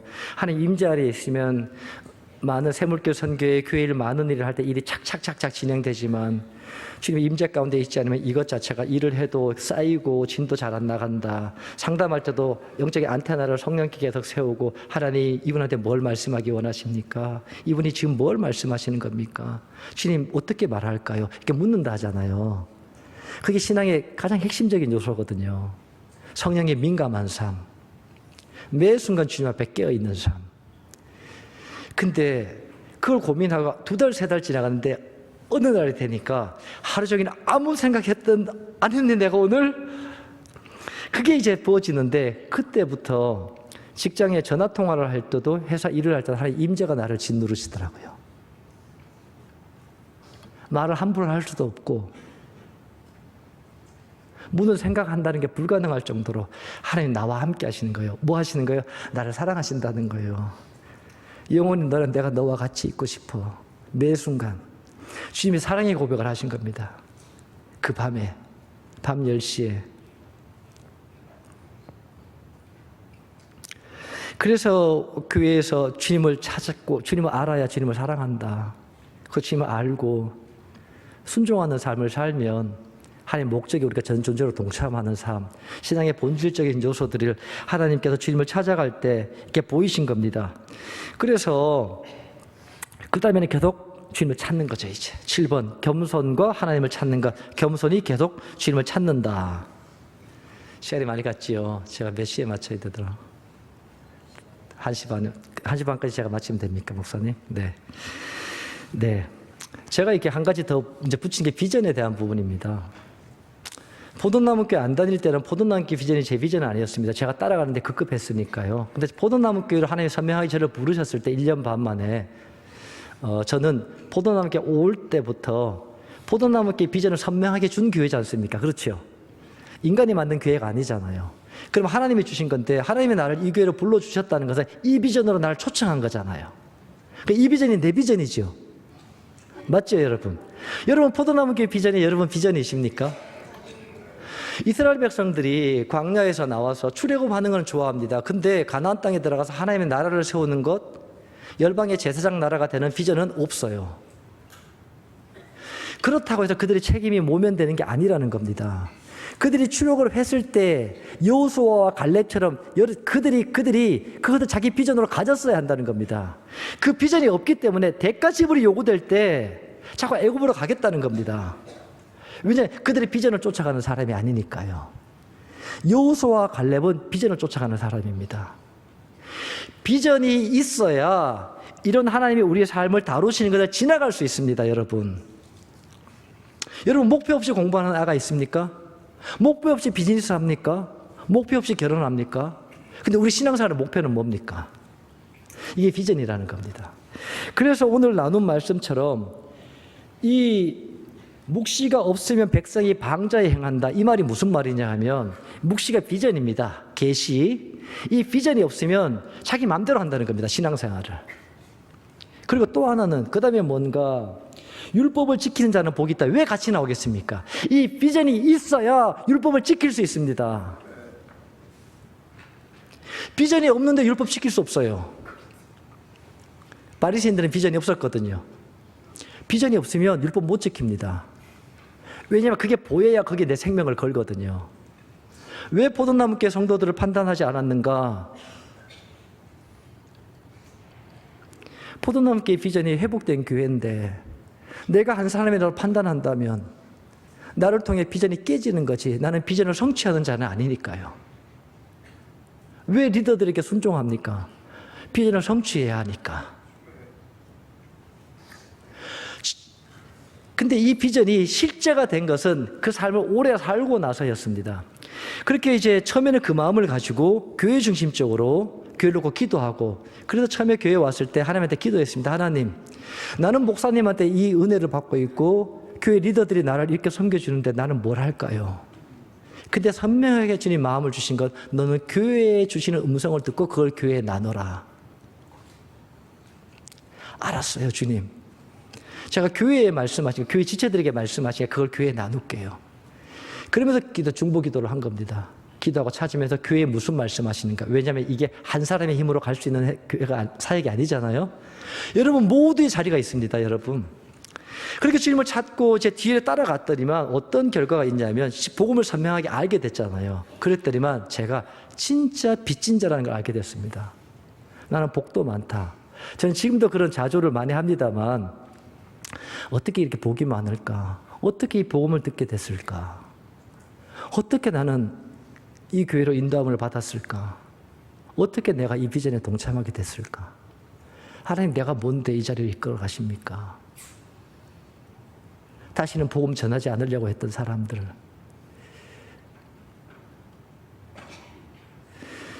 십자가 복음을 따라가면서 나중 되니까 하나님, 내가 복음에 빚진 자입니다. 내가 열방 죽을 때까지 이 십자가 복음을 전하게 해주십시오. 그렇게 복음을 전했더니 저희 부부 통해서 포도나무께 등록했거나 다녔거나 다니다가 떠난 분들도 있지만 50명이 넘습니다. 전국에 하나님 보내시면서 휴가 내서 아내 친구에게 십자가 복음 전하라고 하고, 꿈만 꾸면 지방에 휴가 내서 지방 출장 가고, 그래서 제가 급기야는 회사를 그만둬야 되겠다. 너무너무 십자가 복음을 전할 게 전국에 너무너무 많은 거예요.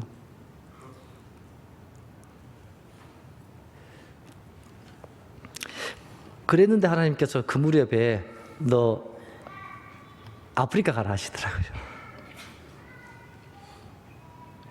거기 가서 그랬습니다. 2년 동안 아무 일이 안 일어났습니다. 근데 주님을 찾는 걸 배웠기 때문에 주님만 찾습니다. 새벽에 모여서, 저녁에 모여서 다윗의 장막을 하는 겁니다. 캐나다 가서도요, 처음에 성도님 5명 있었습니다. 2년 동안 단 한 명도 안 더해졌습니다. 근데 주님을 찾습니다. 성도 보내달라는 것도 아니고 주님을 알게 해주세요. 이 땅을 향한 아버지의 마음을 알려주세요.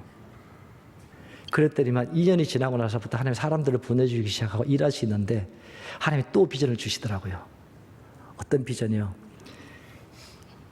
미국 서해안에 부흥이 올 거다. 거기서 교회를 세워라. 캐나다가 미국을 섬기게 될 것이다. 기독학교 캐나다에 세워져야 되는 것들, 목회자들이 모여서 주님을 찾아야 되는 것들, 캠퍼스에 부흥이 오는 것, 똑같은 비전들을 북미들에게 주시는 겁니다.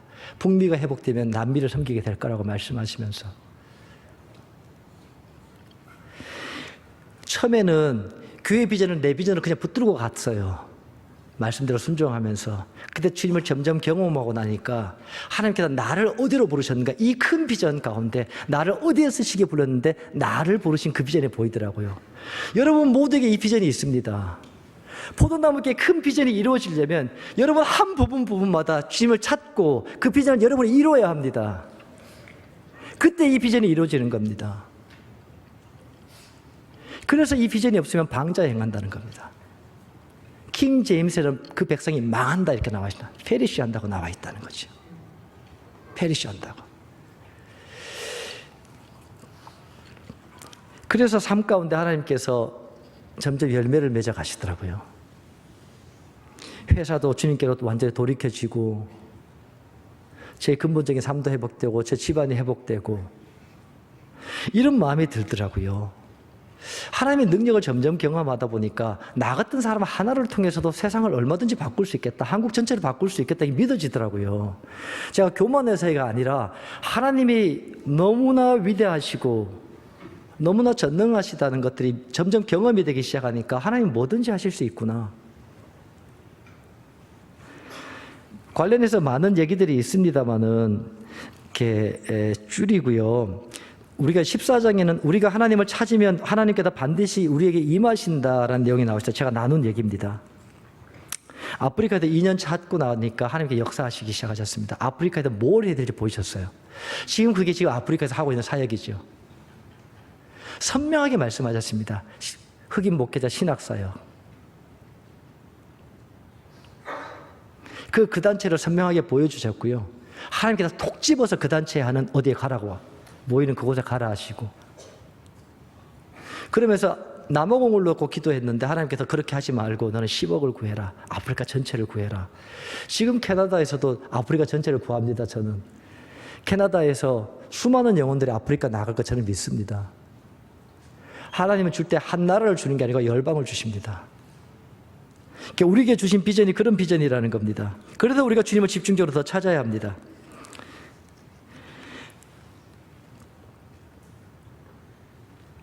하나님을 찾을 때 나타나는 열매에 대한 부분들은 제가 나눈 부분들하고 대충 이렇게 여러분 겹쳐서 이해가 되실 겁니다. 하나 더 나누면 하나님의 생명이 역사가 넘치는 건 당연하고요. 친밀한 교제도 당연하지요. 주님을 경외하게 되고요. 그 다음에 영적 분별력이 주어집니다. 여러분들께서 이 삶을 살아가다 보면 저도 자라가야 될 부분이 너무너무 많이 있습니다만 캐나다에서도 배워야 되고 주님 더 찾아야 되고 안일함도 더 깨져야 되고 하는 부분이 많습니다만 여러분들이 이 삶을 실제로 경험하다 보면 영적 분별력이 열립니다. 사람들이 말할 때 사람들이 행동할 때 그게 하나님의 길이 아닌 게 보인다는 거죠. 그래서 여러분들이 리더를 믿고 신뢰해야 합니다. 처음에는 절대로 보이지 않습니다. 그것이 경험적으로 하나님한테 하나하나 배우기 전까지는 그게 안 보이게 돼 있거든요. 그래서 교회에 리더가 필요합니다. 오이코스 리더들, 인턴 리더분들, 찬양팀 리더, 교사 선생님들, 기도학교 선생님들 한 분 한 분 주님을 집중적으로 찾으면 강력한 하나님께서 역사가 있을 줄로 믿습니다. 하나님의 길을 보여주십니다. 5번째는 목사님이 말씀하시죠. 믿음이 뭔지가 보이고 근데 그렇게 실제로 보이는 겁니다. 그래서 그때 믿음이 뭔지 은혜가 뭔지 성령이 뭔지 십자가의 공로로 사는 삶이 뭔지가 선명하게 보입니다. 살아갈 때 항상 이게 보이면 그 사람이 겸손할 수밖에 없고요. 자기 생각대로 할 수가 없어요. 하나님이 계속 임재해 계시기 때문에 복음의 본체이신 주님께서 우리에게 와 계실 때 우리 자기 중심적으로 살 수 있는 방법은 없습니다. 그게 불가능하거든요. 계속 길을 보여주십니다. 그 다음에 하나님의 비전을 더 보여주십니다. 삶 속에서 주권적인 통치가 회복됩니다. 하나님의 임재가 회복됩니다. 하나님 백성의 신분이 회복됩니다. 신분이 회복됩니다. 빛과 소금의 역할을 감당하게 됩니다. 아무것도 무서운 게 없고요. 세상에 누구를 만나도 대통령을 만나도 두렵지 않고요. 담대하고 그들에게 복음을 전할 수 있습니다. 내가 누군지 알아. 이게 딱 생깁니다. 내 안에. 우리 아버지가 하나님이라고. 내가 하나님을 얼마나 사랑하는지 알아? 이게 되면요. 사람들이 욕을 해도 안 힘들어요. 내가 누군지 아는데 이게 하나님의 경험이 안 된 사람들이 환경 가운데 관계 가운데 자꾸 힘들어하는 거예요. 자기 정체성을 알 수 없거든요. 이게 경험입니다. 경험으로. 하나님 백성의 신분이 회복된다. 근데 여기까지만 나누길 원합니다. 요게 하나 더 붙이자면 이런 부분이죠, 여러분. 산상수훈 목사님도 강조하시지만 원수 사랑해야 합니다. 원수 사랑하지 않고 하나님과 교제할 수 없고 비전을 유업으로 받을 수 없습니다. 사이가 안 좋으면 헌금도 하지 말라 그랬습니다. 이 자세에 반드시 이 말씀 앞에 도전해야 합니다, 여러분들께서. 하나님 한 분만 보고 따라가시고요. 주위에 어떤 사람을 붙여주든지 섬기십시오. 기도하면서 축복하고 우연이라고 생각하지 말고 하나님이 내게 붙여준 사람이다. 꼭 기하고 섬기면 산상수훈의 삶이 그대로 사라질 겁니다, 여러분. 그래야 주의 말을 듣고 행하는 자는 반석의 집신자고 내 말을 듣고 행하지 않는 자는 모래 위의 집신자다. 그게 산상수훈의 결말 아닙니까? 7장 끝에.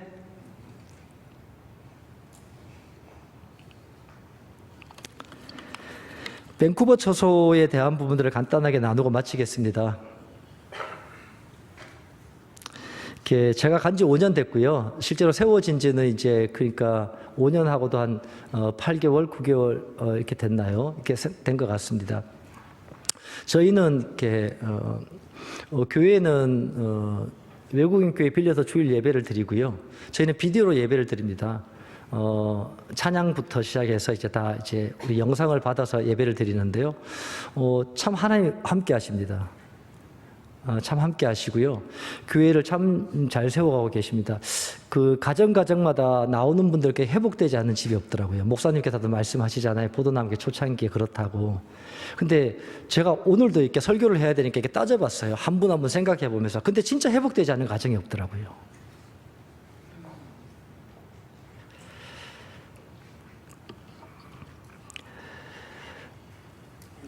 밴쿠버에서 있으면서 이렇게 세운 목적들을 점점 더 보여가기 시작합니다.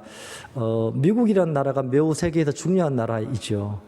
캐나다도 많은 영적인 자원들도 있고 좋은 인력들이 많이 있습니다. 특별히 언어적으로, 환경적으로 좋은 면을 갖고 있어서 기독학교 캠퍼스가 그곳에 생겨야 되는 마음들도 주시고 저희가 일주일에 기도 모임 4번씩 합니다. 근데 중심적인 성도님들은 빠지지 않고 계속 옵니다. 지난 5년 동안. 직장 다니면서 이렇게 밤낮으로 우리가 주님을 찾고 있습니다. 여기서 기도 많이 해주셔서 감사하고요. 지금 보면 전반적으로 보면 미국 사역, 미국에 처소들이 세워지고 그곳에 이렇게 주님을 찾는 무리들이 세워지는 것들이 이게 핵심적인 부분 같습니다. 그래서 샌디에고, LA 또 시애틀도 마찬가지고 산호세도 마찬가지고 하나님께서 미국 서해안에 대한 마음을 자꾸 주십니다. 그래서 그 부분 놓고 기도해야 되고 미국 대학 캠퍼스의 부흥을 놓고도 기도합니다. 또 하나 사역들은 보면 기도학교에 대한 마음을 많이 주셔서 새물교 기도학교 놓고 기도 많이 하게 하십니다. 우리가 기도 1순입니다. 그래서 우리 청년들도 지금 3명이 와서 섬기고 있는데요. 밴쿠버 캠퍼스가 세워지도록 그래서 우리 학생들이 그곳에 와서 이렇게 훈련받고 또 언어에 대한 훈련도 받는데 최근에는 그런 마음도 주셨습니다. 1년에 1000명이 예를 들어서 이제 Y미션을 통해서 이렇게 열방 선교를 나가면 결국 그 청년들이 부딪히는 게 언어의 문제일 거라는 거죠. 언어의 문제. 근데 이제 밴쿠버는 언어 연수하러 많이 옵니다. 그래서 연락이 많이 오거든요. 포도나무교회 밴쿠버 저도 다니고 싶다 하는데 대부분은 언어 연수하는 게 그 다운타운에 있습니다. 저희가 차로는 지하철 타고 다니면 1시간 반씩, 2시간씩 걸려야 되기 때문에 못 오거든요. 안타깝더라고요. 근데 최근에 마음 주신 부분들은 밴쿠버에 그런 선교센터들이 세워져서 그런 비싼 돈 주고 언어 연수하러 오는 게 아니라 거기서 영어로 대화하고 영어로 예배드리고 영어로 찬양하고 영어로 대화하는 그런 센터를 만들면 싼 가격에 청년들이 그것을 훈련받을 수 있겠다. 1000명의 청년들이. 그런 비전들을 이렇게 주님을 찾을 때 계속 부어주십니다. 그렇게 보면 밴쿠버가 어떤 한국에서 하고 있는 핵심적인 사역들을 서포트하는 역할들을 많이 하게 되지 않을까라는 생각이 들고요. 그런 전초적인 기준으로 만드신 것 같습니다. 그리고 지금 십자가 복음이나 이제 목사님 책을 번역을 하는 게 큰일입니다. 그래서 우리가 이제 번역팀이 구성돼서 이렇게 기도하면서 매일 모여서 이렇게 주님 찾으면서 그거 해나가고 있습니다.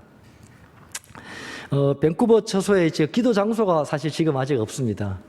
근데 기도 장소가 있어요. 청년들하고 합숙도 하고 철야 기도도 하고 하는데 지금 가정집에서 베이스먼트에서 하거든요. 우리 성도님 베이스먼트에서 하는데 그게 지하입니다. 그 자체로. 여름에는 뭐 30명씩 모여서 찬양하면 땀이 얼마나 나는지 모릅니다. 공기가 안 통하고 창문을 열 수 없어요. 우리는 앰프까지 켜서 예배를 드리기 때문에 동네가 떠나가잖아요. 그래서 기도 장소를 구하는 부분들 놓고 계속 기도하고 있습니다. 하나님께서 말씀하셔서 계속 분별하고 하나님의 뜻을 보기를 놓고 기도하고 있습니다. 네. 청년들이 귀하게 잘 세워지고 있고요.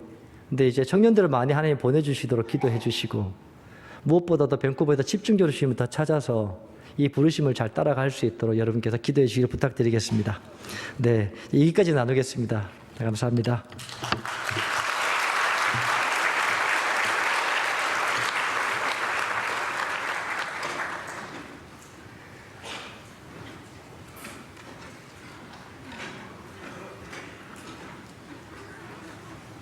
네,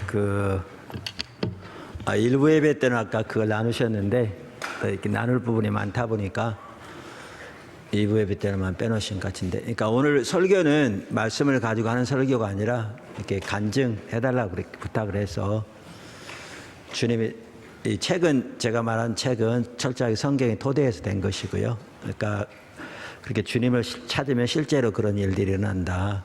그거를 나눈 겁니다. 나눈 것서 감사하고 아까는 안 하셨는데 이제 이분이 회사에서도 직장 복음화가 회사 다니는 유일한 목적이었다고 그랬잖아요. 그러니까 나름대로 열심히 했죠. 왜냐하면 복음의 빛을 비춰야 되니까.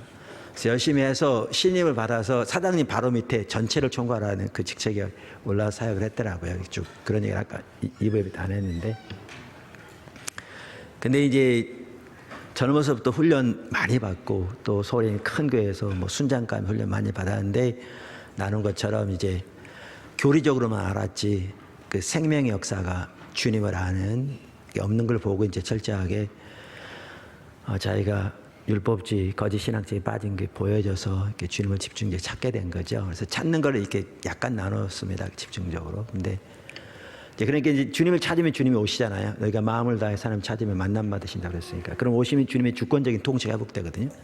실제로 우리 삶 속에. 근데 이제 아까 얘기 안 나누셨는데 이제 이런 부분도 보니까 우리의 죄를 철저하게 깨닫게 하시잖아요. 근데 직장 하면서 이렇게 이 악기 판매하는 전국을 상대해야 되니까 전화하고 수시로 이제 찾아가고 권면하고 대리점들 그러잖아요. 근데 그러니까 여러분도 그렇게 하라 그런 얘기 아니라 하나님이 이제 다루신 거죠. 이게 인본주의인 걸 보이신 거예요. 네 방법대로 했다는 거죠. 세상의 지혜로. 그리고 주님이 뭐라고 하셨냐면 너는 앞으로 어떤 전화도 하지 말고 전화 저쪽에서 올 때 받기만 해. 근데 이게 순종하는 걸 가르쳐 가시잖아요.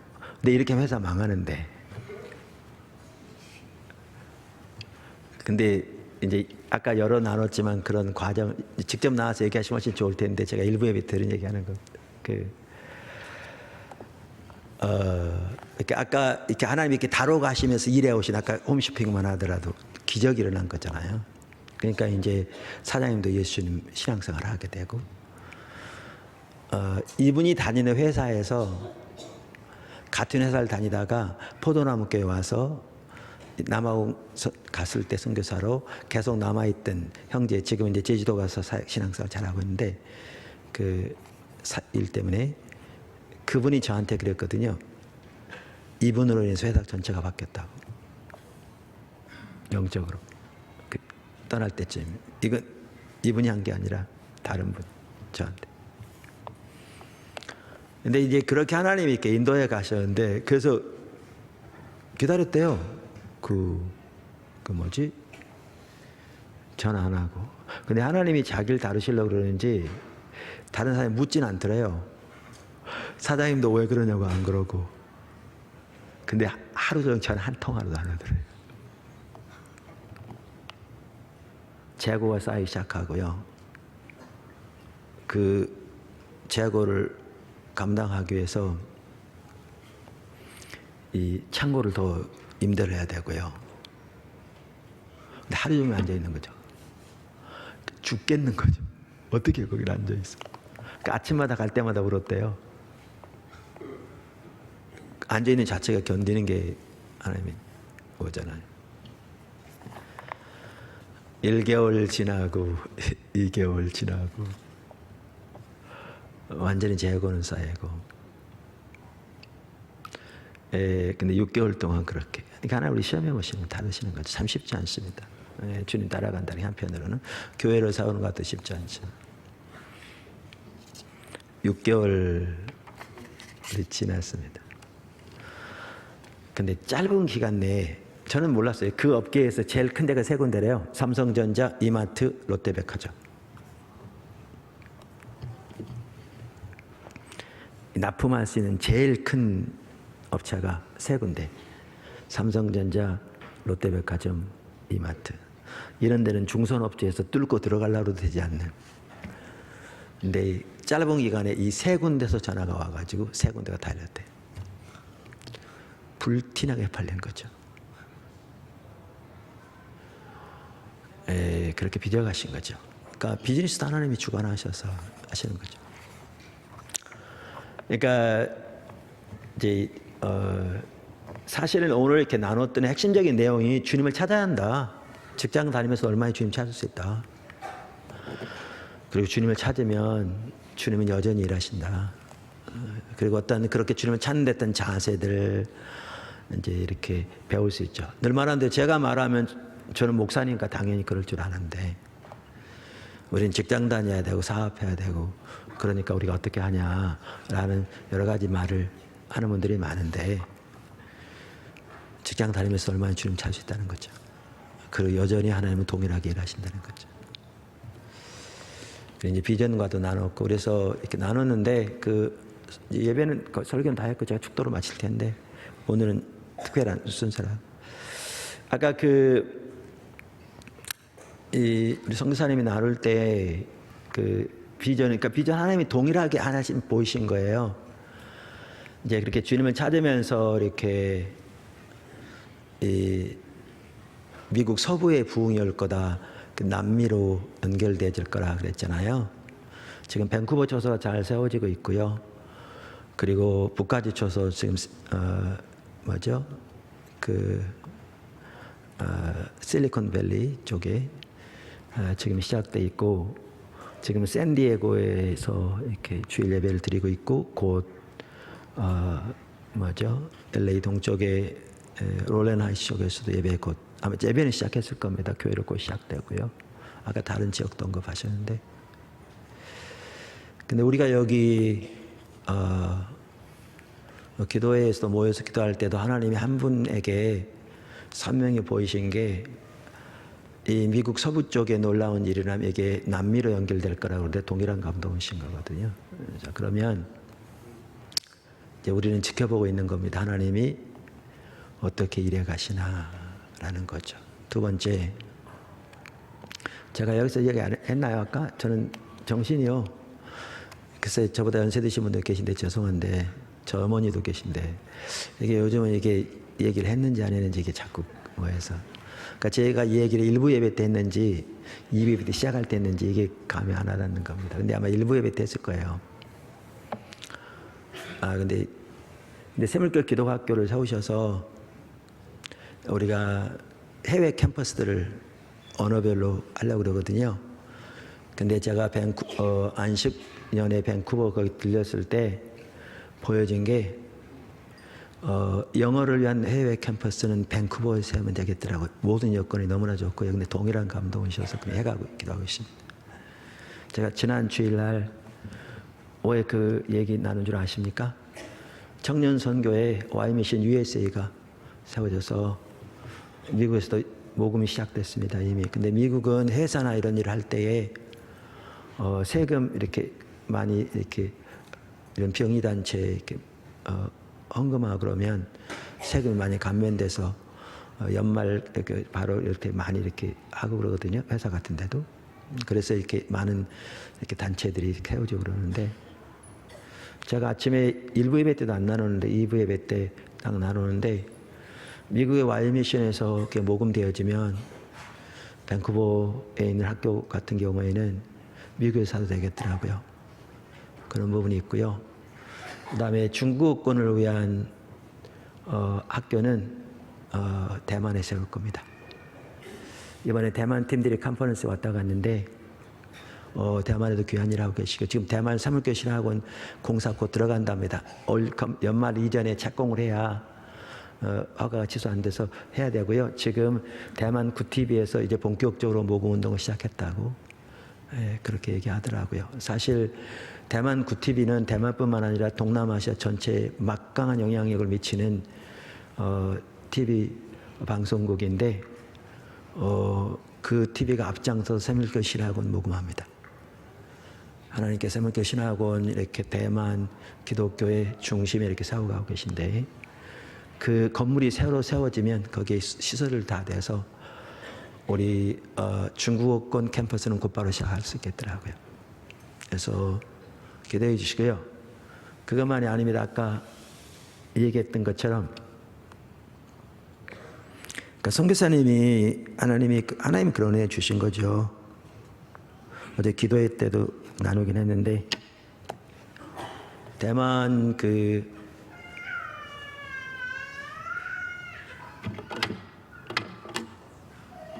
시간이 됐네. 제가 조금 간단히 나누겠습니다. 모처럼 이런 또 기회라서 비전을 나눌 수 있는 기회라. 아까 말씀드린 포도나무 교회 모든 지체들이 그 비전을 보지 못하는 것 같습니다. 그래서 한편 안타깝습니다. 매우 주님을 찾아야 보입니다. 주님 안 찾으면 안 보입니다. 자기 생각대로 판단합니다. 정확하게. 그럼 아무것도 보이지 않습니다. 자기가 하나님과 올바른 관계에 있다면 보아도 올바로 볼 텐데 하나님과 관계는 전혀 없이 교회는 다녔을지 몰라도 종교생활을 했을지 몰라도 하나님과 인격적인 관계 가운데 하나님의 목적, 존재를 다해 그분을 사랑하고 이 시대를 향한 하나님의 목적을 보고 온 사람을 동참하는 사람이 우리 신앙인데 성경이 말하는 대로 기독교 리더들이 말한 것처럼 조나단 에드워즈도 그렇게 얘기했죠. 미국이 낳은 가장 위대한 설교자라고 오늘날까지도 말하는. 그런데 그런 삶을 살고 있으면 비전이 보일 텐데 나누는 게 보일 텐데 그런 사람은 전혀 안 살고 있으니까 교회만 왔다 했으니까 생명은 전혀 이렇게 생명 역사 나타나지 않으니까 그런 관점으로 본들 전혀 보이지 않죠. 왜냐하면 분별력이 혈해져 있으니까.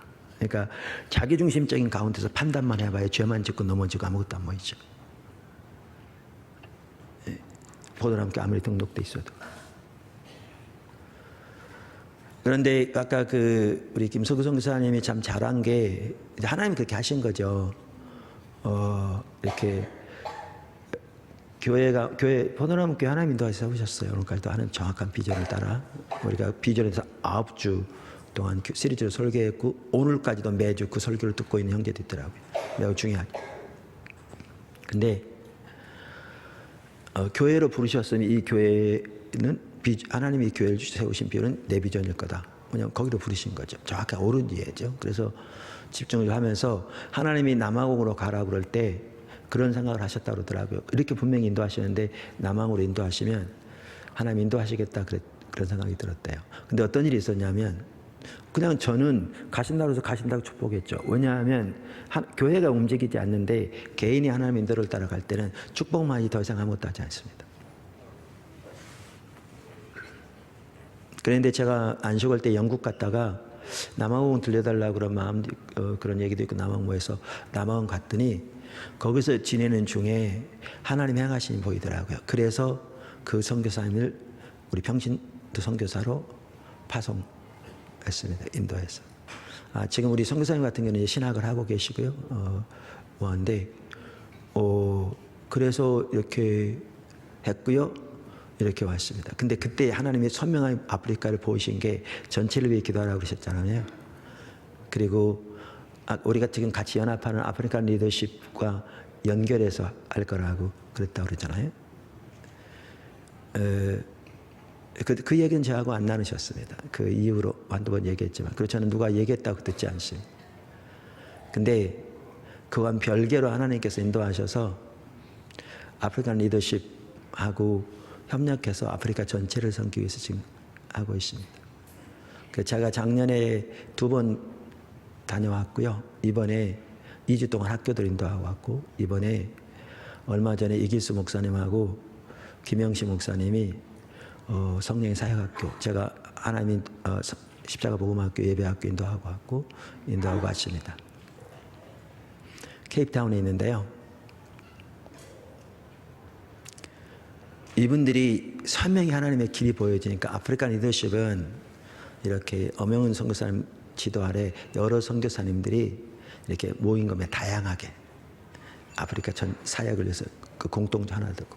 근데 그분들이 은혜를 받고 하면서 하는 얘기가 뭐냐? 우리 아프리칸 리더십의 공통점은 십자가 복음이 돼야 한다. 그래서 거기에서 매년 십자가 복음 학교를 하기로 했습니다. 내년부터.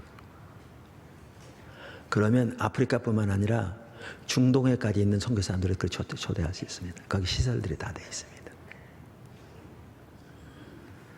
제가 연합하면서 어떤 일이 있었냐면 우리가 아는 선교사님이 우간다로 농업 선교를 갔는데 저한테는 하나님 뜻이 보이면 이렇게 딱 보이거든요. 그러니까 저는 환상을 여태까지 본 적이 없고요. 한 번 딱 이렇게 뭐가 이렇게 보였는데 그 흑백이었어요. 그래서 제가 누구 환상 봤다 그러면 흑백이냐 천연색이냐 묻고 그렇습니다. 근데 저는 환상을 본 적이 없습니다. 근데 환상을 부인하는 사람은 아닙니다. 그런데 저는 이렇게 하나님의 뜻이 보이면 눈에 보이는 건 없는데 이렇게 딱 보입니다. 순식간에 이렇게 쫙 펼쳐집니다. 이게 하나님의 뜻이라는 게 선명히 쫙 보입니다. 그러니까 설명할 수 없는 이유로 스크린에 보인 것처럼 이렇게 쫙 펼쳐집니다. 그럼 이제 그렇게 하나님의 뜻을 보이십니다. 저에게는. 근데 아프리카 같은 경우에 말씀드린 대로 농업 선교사님이 계신데 이분들하고 연결시키는 게 중요할 것 같더라고요. 근데 이분들이 뭐 자꾸 뭐 딴소리 하는 거예요. 우리 잘 모르고. 제가 그 아내 사모님은 미국 공부할 때 잘 알던 분이긴 한데 딴소리 하고 그러는 거예요. 근데 어떤 일이 있었냐면요. 그분들이 쫓겨났습니다. 그 나라에서.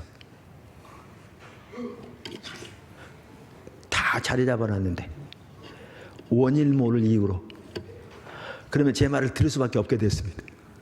쫓겨나가지고 제가 가이드한 대로 지금 아프리카 리더십에 속해 있는 마다가스카르에 가서 자리를 잡았습니다.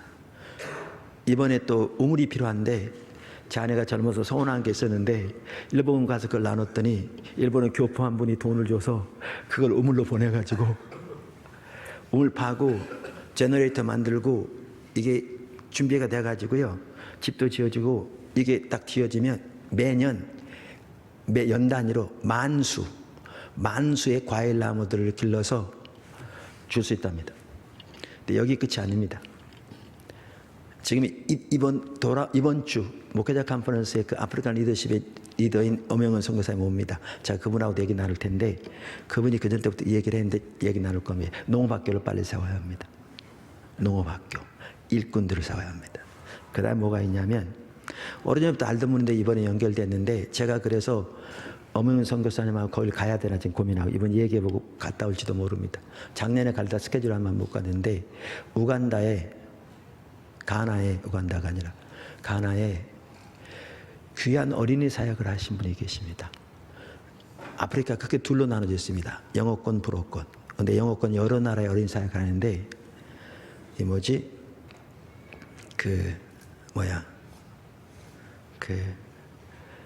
이슬람, 그러니까 무슬림이 많은 그런 나라, 대부분의 나라에서도 학교에서 어린이들에게 복음을 전해서 놀라웠게 예수님 영접한 일들이 막 놀라웠게 일어납니다.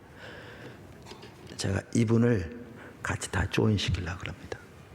그러면 아프리카 54개국을 섬길 수 있는데 지금 이 십자가 복음을 계속 하게 하는 게 선교사님 모아져서 아프리카 전체 리더들을 양육하고 훈련하고 하는 일을 하려고 하는 거죠.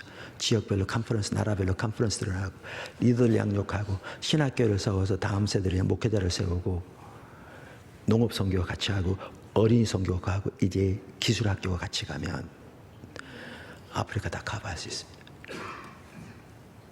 그게 제 눈에 보입니다. 근데 동일한 얘기를 지금 오래전부터 하나님이 주신 거죠.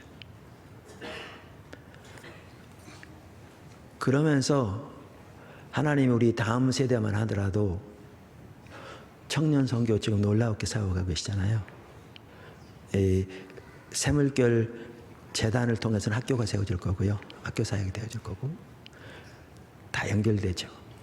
초등학교, 중고등학교, 앞으로 대학이 세워질 겁니다. 그 다음에 청년 선교를 통해서 청년 선교, 군 선교, 청년 선교, 캠퍼스 선교, 지금 240개 대학 캠퍼스에 간사를 세워져 있고 403개 대학 다 가봐야 합니다. 하고 해외 선교 2+2 열방을 보내는데 매년 1000명씩 우리 목표는 더 보낼 수도 있습니다. 세계 250개 지역으로 매년 4명씩 전문의들 가게 돼. 여기도 보면 농업 선교수도 많이 가야 됩니다. 뿐만 아니라 장기 선교수도 많이 가야 합니다. 이게 되어지면 한 나라도 빼놓지 말게 해달라는 기도하게 하신 하나님의 기도하게 하신 바가 실질적으로 이루어질 겁니다.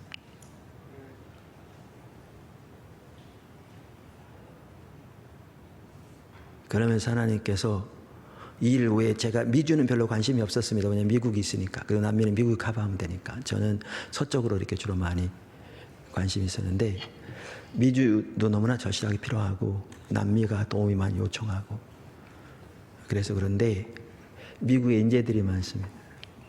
그런데 하나님께서 사목교 선교연합해서 하는 교회들이 세워질 뿐만 아니라 그게 더디어지면 이제 지역 초소들을 세워가기 시작하십니다. 그러면서 웨스트 벨트부터 시작하는 거죠. 서부부터. 그리고 그게 남미로까지 확산될 것입니다. 상상하지 못했던 일이 일어나고 있습니다. 그게 십자가 복음의 유업입니다. 우리가 살펴본 대로. 그리고 그것을 우리가 지속적으로 잘 담으려면 하나님을 찾아야 보입니다. 각 성도가 아까 말한 대로 각 성도가 전체적인 하나님의 교회를 향한 비전 아래 각자 부르심이 보이게 되는 거고요. 그리고 우리가 십자가 복음의 삶을 살아야 합니다. 그게 교리가 아니라 이론이 아니라 그 삶을 살아야 합니다. 그 핵심이 하나님 찾는 겁니다.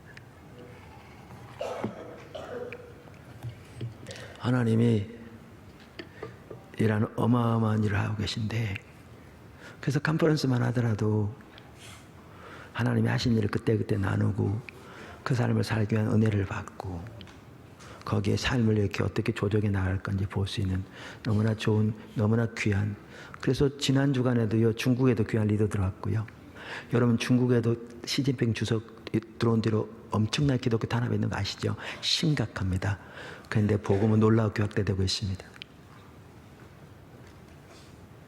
놀라우게 지역대로 확대되고 있고 지난주에도 귀한 리더들도 왔고 대만에서도 왔고 이번 주에도 이제 일본에서도 리더들이 오고 일본 목회자도 옵니다. 이번 주에 다른 아프리카의 나라의 젊은 리더들이 오고 그래서 영어 통역이 필요합니다. 이번 주에는 일본어는 따로 통역할 거고 제가 지금 알고 있는 것만 하더라도 근데 포도나무 교회 지체들이 적지 않은 사람들이 관심이 없습니다. 그래서 아까 제가 하는 얘기가 그거였습니다. 너무너무 안타까운 거죠. 등록은 돼 있는데 뭐 때문에 와서 앉아있는지는 모르는 거죠. 왜 하나님이 여기를 인도하셨는지. 우리가 물을 때 그렇습니다. 그러니까 당신은 하나님의 교회인 포도나무 교회에 속하기를 믿습니까? 왜 방문해도 우리가 말 한마디 안 하는 줄 아십니까? 여러분에게 방문하는 분들 등록하라고. 그것은 여러분이 하나님과 관계에서 기도해서 인도를 받아야 되기 때문에 말 안 하는 겁니다. 인본주의를 빼려고. 제가요 성도들이 저한테 상담하자고 그래요. 다른 교회 성도들이 그럼 100% 교회 이동하는 것 때문에 그러는 거예요. 저는 상담하다 요청했을 때 제가 한 번도 만나준 적이 없습니다. 그 왜 만나는지 알기 때문에 만나준 적이 없어요. 그분과 하나님과 관계에서 해야 할 일을. 근데 제가 딱 한 번 그 전에 있을지 모르지만 기억은 안 나고 딱 한 번 제가 어디 나라 집회를 갔는데 거기서 만났습니다. 근데 그분이 교회를 여기 방문하고 있더라고요. 몇 주째. 성교에서 만났는데 인본주의 이렇게 철저히 다루셨는데 그분 만났길래 제가 여태까지 등록하는데 그럼 안 하고 뭐 하냐고 등록하는 거 소개해 줬거든요. 하나님이 그 인본주의 다루시려고 그분 그 다음 주부터 교회 안 오더라고요.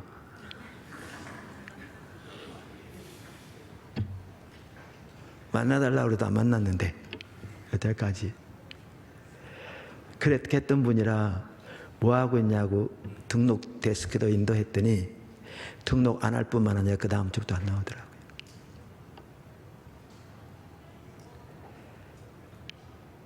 그런데 포도나무 교회 하나님의 인도를 따라왔다고 하면서 하나님의 비전을 알지 못하면 교회를 향한 방자 행하는 거죠. 그럼 비전 놔두고요. 성경대로 하나님을 찾아야 되는데, 성경대로 주님의 뜻이 이루어지도록 기도해야 되는데, 성경대로 복음의 삶을 살아야 되는데 그걸 안 살았고 있으니까 안 보이는 거죠. 성경대로.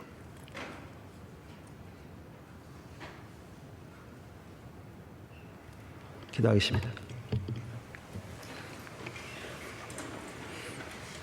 오늘 귀한 시간 주셔서 감사합니다.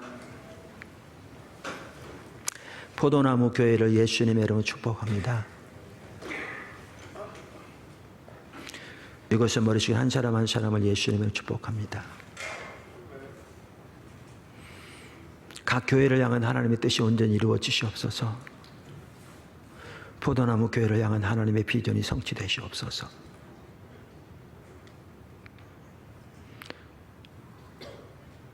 돌아간 발걸음도 함께 해주시옵시고, 이번 주간에 십자가 성령 컨퍼런스를 통해서 행하실 아버지 하나님의 그 놀라우신 계획 감사하고, 그 놀라운 하나님의 뜻이 단 하나도 땅에 떨어지지 않고 다 이루어지게 하옵소서.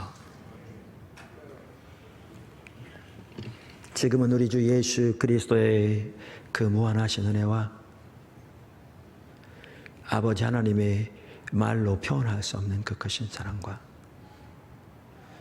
성령님의 교통하시고 역사하심이 이것을 모르시는 한 사람 한 사람과 포도나무 교회 우회와 우리 조국 대한민국과 열방 가운데 있는 나사렛 예수 그리스도 이름으로 일컫는 모든 하나님의 교회들 위에, 그리고 하나님의 백성들 위에